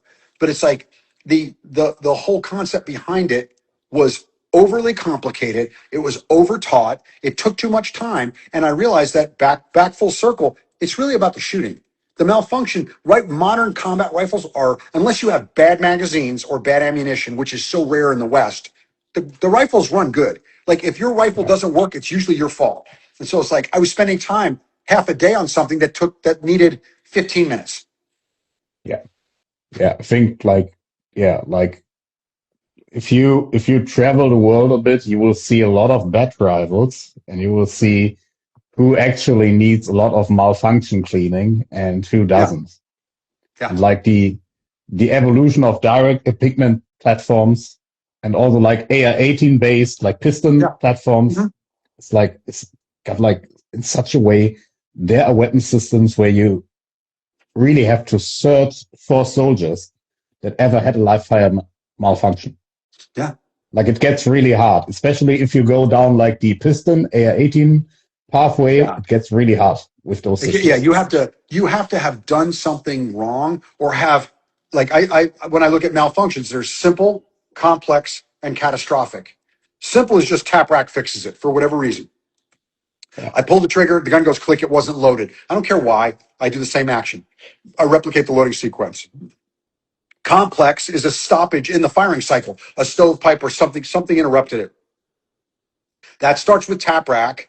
And if it doesn't work, then I unload the gun, I make sure it's clear, and I reload the gun. Done. Literally takes an extra 5 seconds. And then catastrophic is a broken gun. You blow a gas tube or you break a bolt or something like that. It's your rifle is broken. You have to get a new rifle. Okay. Yeah. But that's it. And those, like the first two categories end the same way. It's either tap rack at the beginning or tap rack, then unload the gun, make sure it's clear, and tap rack. So the solution is always tap rack. It's like otherwise the only other problems that you'll encounter are a gun that requires tools, parts, or both, and you can't fix that on the battlefield. So it's really simple. And I overcomplicated it. And so now when I teach, I teach that to people in 15 minutes and they understand it just as well. Yeah. And especially if you get some education on how a gun works, which a lot of soldiers lack, you get a very good understanding of malfunctions. That's a huge shortcoming. I know in the American military is they don't teach them how the rifle works. Like mechanically, once I understand why it works, then if it stops working, I understand why it stopped working. And so I can fix it. But if I don't know, and then they just start pulling on things and banging on things and hoping it fixes it. And it's like, it should not, clearance of a stoppage should not be done by memorization. You should feel it and go, this is what the rifle needs. The rifle's going to tell me what it needs if I'm listening. And I should be able to fix it like within seconds. If I can't, it means I don't know how the rifle even works. And I'm just trying to create enough motion that maybe it fixes itself. It's like, it's like, again, like no matter if it's tactics or like manual of arms, you need some decision-making skills and something in between your eyes, at least something to get like an outcome. And like back to the tactics topic, it's like being smart is highly underrated for good tactics. Yeah, absolutely. It's highly, for some reason.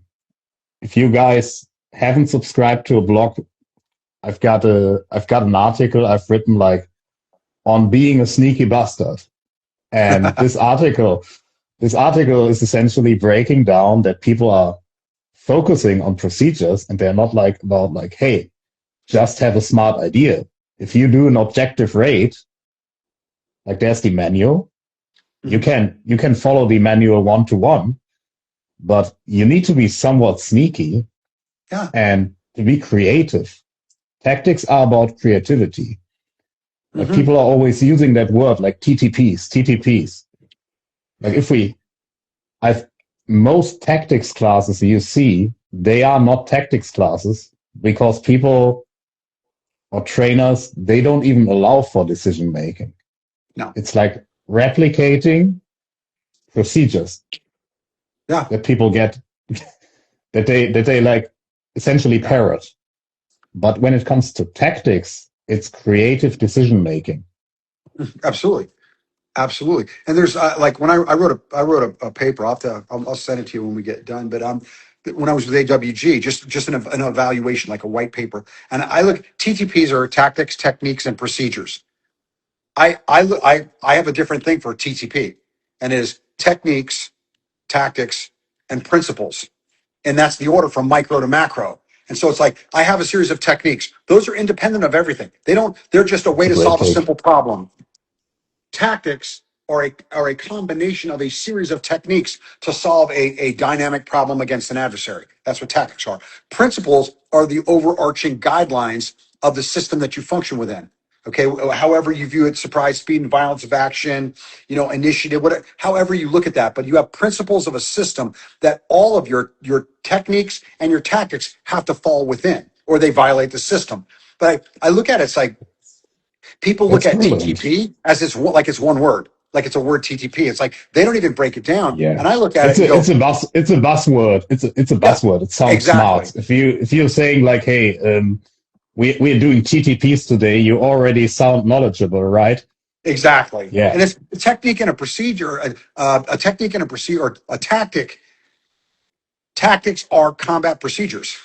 Like there's too much overlap, and there's not enough isolation. We learn techniques, then we take those techniques, we join them together to form our tactics that remain within the principles of our system. That to me makes way more sense. But it's it is such a part, like you said, it's a buzzword in the lexicon that now it's tattooed on the psyche of the American military, and it's Yeah, it's TTPs is like it's the same as like I think I'll do that video tomorrow, like asymmetric. Like what's if you tell me like something is asymmetric, like a war is asymmetric, what do you tell me? Because every yeah, war in history is asymmetric, has been yes, asymmetric. There was never because if dude, asymmetric warfare would be a that's, thing, like you know what? there would be there would be symmetric warfare.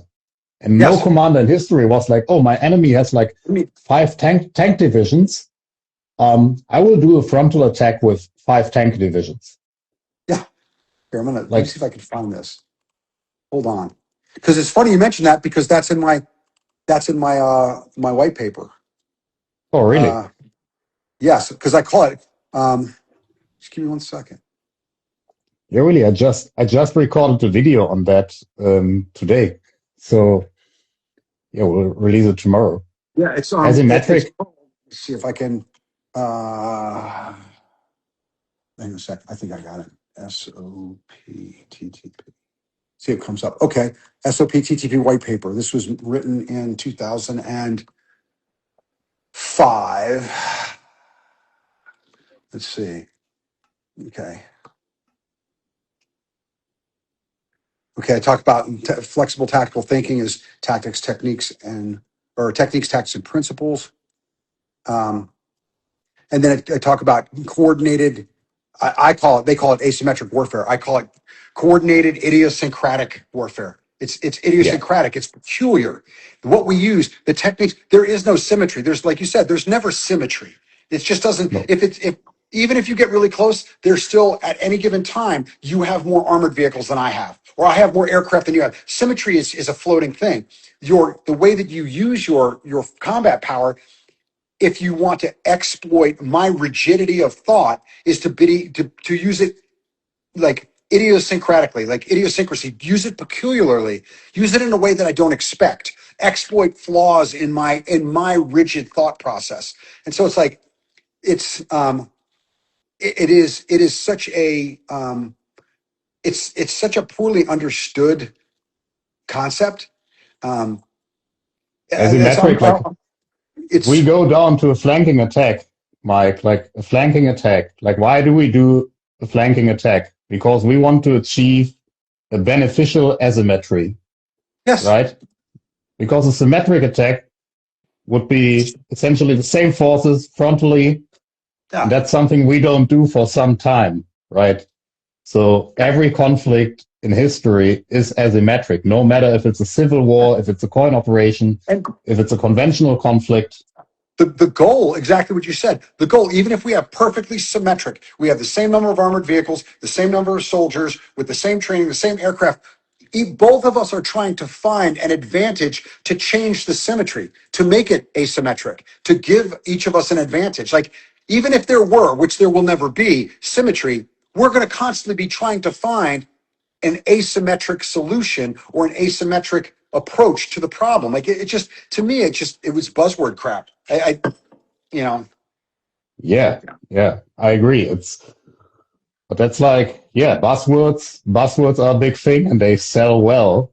So yeah, it's always funny to see that. yeah, Um, it's just like, what else do we have? We have got the OODA loop, like the OODA loop. That's also a nice one. yeah. That's Like, that's another not, that's another overused, very vaguely understood thing. yeah, It's yeah, and like, it's also like unnecessary. Like just because you throw a smoke grenade, you're not distracting like the over, you're not disrupting the OODA loop of your enemy. yeah, If we are talking about staff work, so J level, S level, okay, we can talk about an OODA loop, right? yeah, If we are talking about air combat analysis, we can talk about an OODA loop. But yeah. for squad tactics, like yes, an OODA loop happens. Does it matter for you? No. No, But it's like not. you don't need to understand that. It's something that they are trying to explain that everyone already does. They're trying to break down. This is how you think. Well, I know how I think. I observe. I see something. I make it make sense. That's orientation. I decide how I want to respond, and then I do it. Like honestly, I mean, I think John Boyd was a really smart guy, and I thought the way that he dealt with He was. fighter, aircraft fighter combat stuff like that was really good. He had a huge effect on marine maneuver warfare and how it was explained. That's great. But the truth is, I don't need, like, for someone No, that is properly educated, the whole idea of no, having a class on the OODA loop and trying to tell people how they think. I never saw it. I never saw any benefit from it. I've been the recipient of it, and I taught no, it because no. I had It's to, and it's there was science. zero effect. Yeah. It's science that exists. Like if you look at the OODA loop, like it's like the OODA loop you see in those tactical classes is usually like the simplified OODA loop. Yes. Like There's. Boyd's model totally makes sense Yeah. for example S2 work. Hmm. Yeah. So essentially you've got like all those decision making factors. Hmm. Like for example, heritage, cultural heritage. Yeah. There's Like interrelated loops. There's a bunch of loops. yeah, it's a It's lot. like not Like one. guys, Google the real OODA loop, and Yeah. like you won't be able to apply that during an objective No. rate. No. The It's maybe it's the an intellectual objective rate, exercise. maybe the maybe the objective rate was planned because it does something to the enemy commander's OODA loop, Yes. But but I look at it you as, don't. yeah, it's overcomplicating something. Again, we talked about battlefield initiative. If I am constantly pushing you, even if I don't have the 100%, I've got a 70% solution. Everything I do, you have to respond to. You have to observe, orient, decide, and act. If I can change what I'm doing before you can do that, that's just getting inside their decision loop. Everybody knows what Yeah, their decision loop is. So I don't need to overcomplicate that. What I'm doing is giving you information that you have to act upon faster than you can act upon it. And then by movement, by tactical maneuver, I'm changing that information. So now you're now acting on a problem that's not there anymore. It's over here. Like it's initiative. It's getting someone off balance and maintaining the battlefield initiative. By doing that, they are continually responding to your actions that no longer exist. Like yeah, that's the whole benefit of relative superiority. McCraven wrote about it years ago. Like a yeah, smaller element can dominate a larger element because they move so rapidly that even yeah. though they've given up the element of surprise, they you can't predict where they're going to show up because they're moving so much faster than you expect. It's like they should be here in a second. Oh shit, they're here. Like, but that's just initiative. That's battlefield initiative. It's just you can make a lot of fast decisions, and that by definition can break the enemy OODA loop. Does it matter Yes. that you even know about the OODA loop? You don't need to know all the science in order Yeah. to apply something. Maybe you know all the science, but you can't apply it because you're lacking the skills to apply it, right? Yeah. It's just Yeah. like the typical scientist issue. Like just because you're an aeroplane engineer, you may Yeah. not be a pilot, right? Yeah. You may Yeah. not And have that's the necessary reaction times to be a pilot. it's there. And that again, that goes back to experience. That goes back, like I can do things, I can disprove things because of experience. Okay. Yeah, I worked on a gunshot detection system, vetting of a gunshot detection system in, I think it was 2009. Okay. And they've got three nodes on top. When the bullet goes by, you get the supersonic crack. Okay. And the yeah, level of intensity tells you the orientation. And then the flash to boom, the time the gun fires to the time it hears it is a separate time. It collates the two really rapidly, and it gives you direction, distance, and an altitude. Okay. Which is pretty cool. yeah. So the first question I asked, we're sitting there and they explained the whole thing to us. And I was sitting there with a friend of mine he was an infantryman and a special forces guy with me. And I said, how fast is your processor? How fast can it interpret all this information? And they said, well, what do you mean? I'm like, what do you mean? What do I mean? How fast? Like how many gunshots? What orientation? And they're like, well, it gave us a number. It was like it can interpret like 3 shots per second or something. Okay. And I said, well, Hmm. what happens if you're in a complex ambush and you're being shot at from multiple directions, 2 of which have a light machine gun? And they're like, well, I don't know. And I said, based on the information that you gave me, that's gonna force your system to give me an error. It's gonna say error, Yeah. which means it's useless.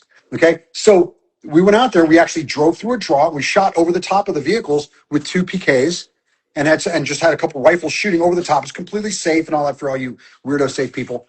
And it immediately blanked out the system. And they said, "How did you think of that?" And I was like, "Because it's happened to me. I don't know." Like, I'm saying, Yeah. when you get shot at from a bunch of different directions, it's hard to figure out what direction you're being shot at from. And so now you have a It's hard to see machine stuff. that can't process the information fast enough to be useful. But now you have people relying on it. It's like that's not gonna be effective. And a couple people were kind of butthurt about it, but it's like, hey man, your system is great. The way the scientists designed it on a rifle range, firing a single shot like a sniper type of thing, got it. But to put that in the vehicle, it to me Yeah. is ludicrous. And then they had the same they had on the screen. They had all this information, okay, and like it gives you direction, distance, elevation, temperature, all kinds of crazy shit. And you could tap the screen and make it go away a screen at a time. And I'm like, you Yeah. have that backwards. All I want to know is direction and distance. That's all I want to know. If I tap the screen again, I'll get more information. I tap it again. Don't oversaturate me with information that I have to get rid of to find what I want. Give me the most important, the most essential element of information up front. If I want more information, I'll tap the screen again. And they're like, Yeah. well, we figured you'd want It's to know just more. I'm like, that makes no sense. information overload. If Yeah. you like that's like in the initial example, like if you already struggle with a lot of stuff, you struggle with your shooting, you struggle with your fitness, whatever. Yeah. You're getting cognitive overload over time, and then you add like a lot of information to that. So even if you don't really struggle with all of that, if you're a good athlete, a good shooter, you won't be able to process all that information and make the most out of it. Yeah, Like you run out of bandwidth. stress resistance, exactly. Stress resistance. So the thing like a lot of instructors did like back in the 2010s or something, and I think there are still a lot of people doing that. It's like developing like stress resistant motor techniques, like, and it's like, it usually results in a worse technique that's slower. Yeah. And it's just overcomplicated. But that's how people worked back then, because they thought like stress would degrade like your motor capabilities. But as said, we've got jet pilots that operate in Oh high stress God. environments, doing like tiny tasks, and they are fine. Like you can even pull a trigger. That was like Yeah. my favorite when people said like, hey, your fine motor skills start to work. Oh God. If you're not disabled, they work, and that you can pull a trigger is a testament to that, right? Yeah. The fact that But fine motor skills are the fine motor functions, usually with the fingers and the thumb in conjunction to each other, to do a simple task like threading a needle or buttoning a shirt. That's verbatim from a manual. Like I know exactly what it yeah, is. The people that use fine motor skills, okay, I just tell it, what is it? What is a fine motor skill? Explain it to me. What is a well, just using your hands. Well, your that's not it. fingers. Like I could do all kinds of stuff. How many times have you had a coffee and you start to bump into it when you turn, and in literally a millisecond you relax your hand and move it out of the way and make sure that you don't knock it over. That's a fine motor skill. You're doing Yeah, that intuitively. That's not happening because you're thinking about anything happening. You've bumped into things before. Experientially, you have to stop exerting energy, get your hand to the other side, and stabilize the item. Or something falls out of a pantry. You go to grab one thing, and something else falls, and with the other hand, you grab it. All those yeah, calculations are in the back of your brain because you have overdeveloped skills. It's all the same with shooting. Like all of that stuff gives you conscious bandwidth to solve new problems that you haven't yeah. seen yet. Yeah, your shooting doesn't really suffer because of the stress. Yeah. It sucked before. Like it sucked before. Like Yeah. what happens when you are under stress and you are manipulating a gun and you're not well trained is that you even struggle like with your decision making at that point because you're already struggling with shooting. You're trying to Because your skills are consciously, not overdeveloped. Yeah. yeah, you're consciously trying to do two things at once. Like I just shot a match with a buddy of mine from the Marine Reconnaissance shooting team, And so when I'm shooting a match, Yeah. okay, I'm not thinking about shooting at all. I'm looking where I want bullets to go and remembering what my plan was. I'm trying to execute my plan. And as soon as something goes wrong, I now have to instantly make calculations and adjustments to the plan. Okay. Where am I going to reload? What targets will I engage? All of that. None of that is happening at a really distinct conscious level. I'm just evolving into it. None of the shooting part, reloading my gun, all that stuff, I didn't think about it. My gun is not even it's not in my conscious brain. My conscious brain goes in a second, it goes, I'm going to reload sooner. I'm going to engage this target first. Go. Like but that is based on the shooting part being so overdeveloped. I don't even have to think about it. I don't. And you're not applying like a lot of different techniques and procedures. Like that's the next thing. Like I think like back in those days when this whole stress resistant shooting bullshit started, it was like, hey, we need a technique for that. We need to check the area. We need to, like, let's say reloads. I recently did an article on that. Like I personally, like my only reload has become the belt. So I reload from my belt like all the time. And back in the days, people had been like, yeah, there's like an administrative reload. There's an emergency reload. There's a tactical reload where you reload like from your chest or whatever. And I was like in Recon, when we did like peels or whatever, I was like, hey, like I've got to retrieve that from my chest. I've got to get in the new magazine, restore that here. Instead of just saying, okay, I just feed that magazine, get that old magazine away, like I would do in an emergency reload, because I want to run that gun fast. Mm-hmm. And since that time, I was like, hey, I'm just reloading from my belt, make sure my gun runs again, and then I refeed my belt. Simple as that. Yeah, that's exactly what I did in Iraq. My reload always came from my belt, and then when I had a pause, I would put a magazine back in there. Like it's simple, but I don't even like the whole idea of, there's the emergency reload. What makes it an emergency? Tactical reload. What makes it tactical? If I do it at the wrong time, is it still a tactical reload? It's like I have a slide lock reload. Speed reload. The term is even more retarded because every reload should be done fast. Yeah, it's like what does speed have to do with this? I look at it and go, if I do a tactical reload, I'm doing a magazine exchange. I'm exchanging a full magazine for a partial. Why not just say what it is? If you say magazine exchange, people go exchange 1 for 1. We come up with some cool, sexy thing that means nothing, that bastardizes the language. A tactical, it's not a tactical. If it's done at a tactically appropriate time, any reload is a tactical reload. If it's done at a tactically inappropriate time, no reload is a tactical reload. Exactly. And it also suggests, if you have got a speed or emergency reload and a tactical reload, it suggests that there's one type of reload that you have to perform slow. Yeah. While one has to be performed fast. Why not reload fast all the time? Because then your brain is free for all the other stuff, right? Yeah. That's how I see it. And that's when people tell me that, you're in a peel, you're bounding back through harsh terrain. I want the simplest reload I can get, which is the one for my belt, right? Yes. I always want that reload. Yeah. It's already an emergency. I want to establish a base of fire as soon as possible, and I don't need to over categorize stuff. Mm-hmm. This is a tactical reload, that is an emergency reload. What's next? And people are attaching terms same goes for deliberate tactics. All tactics are deliberate, right? Deliberate. That's another one. I saw that a while back. I know you mentioned something about it. Matt mentioned something about it. It's a deliberate CQB versus dynamics or whatever. I'm like, every time we do something, it's deliberate. We decided to do it. At least if it's not a reaction, if it's not effective, it's deliberate. Yes, exactly. All tactics are. If you do react to contact is different from movement to contact. React to contact is I make contact and I don't expect it. I'm reacting to that contact. Movement to contact is I'm moving there expecting it. It's deliberate. Yeah. Like the way that we use language leads people to And conceptualize even things the wrong way.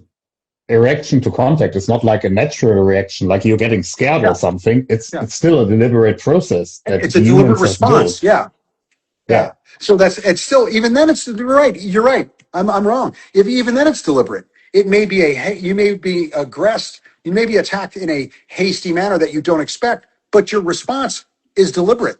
It's still practiced. Yeah. So it's like Yeah. really, there's nothing. Yeah, I can't even. I was trying to find a way to make something, make something non-deliberate, but you can't. Actually, I was wrong. No, Everything's no, deliberate. How warfare deliberate is? is Yeah. warfare is institutional violence, so it's deliberate by nature. Like Mhm. that's a Yeah. fact. Like it's And that's why when you start talking about words instead of principles, I already know that you don't really know what you're talking about. yeah, How to open a door. Just open the door. You're going to open a door 20 yeah, times today. You probably know how to do it. Like, yeah, but like I think doesn't I think sell it's an though. economical I think it's an economical thing because Yep. like you're building another product. And I think that's Hmm. like the huge disconnect um, that especially a lot of civilians are seeing, not even seeing. Like all of those things, like all of those terms, they are never discussed in the military because No. they don't exist. Yeah. They don't exist. And that's the thing. It's like, it's, there are, if those terms are used in any capacity, they're very well defined. Okay. Yeah, Like you say, a deliberate assault versus an emergency assault. exactly. A deliberate assault has all the prerequisites, all the lead up. An emergency assault is we're waiting for a trigger event. Something happens, and that's usually on the hostage rescue side, where you're there, you're in position, but they're still negotiating, whatever. All of a sudden, bang! There's a gunshot. They shot a hostage, and then you execute your emergency assault plan. Yeah, That's the and only time that term is. it's still It's still deliberate. deliberate. Yes, that's the Right. thing. It's Yeah, considered the emergency assault plan because you're doing it prior to an official countdown and movement and all that. But it's still deliberate. It's still 100% yeah. deliberate. It's like that's why it's that word now like I thanks because you really like you kind of brought a level of clarity that I didn't quite have before. But yeah, there is literally nothing in that military realm that is not deliberate in one way or another. Okay. Just because No, it was initiated with something that you didn't expect doesn't mean that your response isn't deliberate. Like what you're doing is still deliberate. So the whole concept behind, deliberate versus hasty, you're like, what are you talking about? yeah. Or emergency, or whatever. It's like, yeah, it doesn't, it's again, it sells though. It sells. When you put emergency or tactical on anything, you can charge more money, I guess. Oh, a recon guy, Reliant Solution, Recondo Marine told, can Yes. you guys please post this so Yeah. we can watch it later? Yes, yes, I will post it here and I will also Yeah. And upload I'll it to post it too. YouTube. Yeah, yeah, we definitely do that. And I think like time wise, oh yeah, we already that's a long conversation. Like Yeah. It's a couple should hours we now. I think we should do another one at a certain Yeah, point, man. Like because for this sure. was great. Yeah, I'm going to send you those documents I had that I wrote for the Pentagon. You take a look at them, give me your feedback, and then maybe that'll Yeah, be that'll yeah, be some you got stuff we can my talk I about. send you my email and yeah, maybe we can publish them on our blog if you're okay Yeah, with that. yeah, Yeah. okay, So that would be another great idea. And I think we discovered a lot of topics yeah, for the next episode, maybe. for sure. So does anyone who's still with us after like 3 hours or so, does anyone have questions left, especially for Mike? No questions. That's always Yeah, great. good. There's no questions left. But okay, it was a long conversation, and there's a lot to digest, I think. Yes, yes. All right, then. Yeah, yeah. Mike, thanks for your time, You too, Felix. Thanks. and I need to. We need to make that happen. I need to come to Utah. Like Absolutely. next time I'm in the States, like the You need last to time come. I had to leave. Yeah. That would be awesome, man. That would be awesome. That would be Yeah, something to do an IG live from my little office here. That would be sure, awesome. Well, both of us there. sure. And Yeah. Oh guys, yeah. That's a if given. you are in the US, because like most of our followers are from the US, take a class with Mike. Yeah, you'll Like, appreciate. take a class with Mike. Do yourself that favor, because I already stated that he's the only guy that I follow for that time, and that I still follow.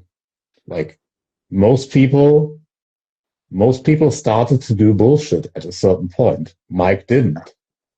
And you saw Mike even like admitting that he changed stuff. He changed stuff. He got more into this whole practical shooting thing. And I think that's a sign of true excellence, being able to say, "Hey, I was wrong," or it was too complicated. I think that's something, especially in that industry, you see rarely. So really, take a class with Mike. Yeah. End of advertisement. There you go. Thanks, my friend. I appreciate it. You're welcome, man. See you next time and have a nice day. I think you're in the middle of the day right now. Yeah. I'm Yeah. like Have a good 11 evening. p.m. Rest of your evening. Yeah. Thank you. Thank you. See you soon, Mike. Yep. Take care, man.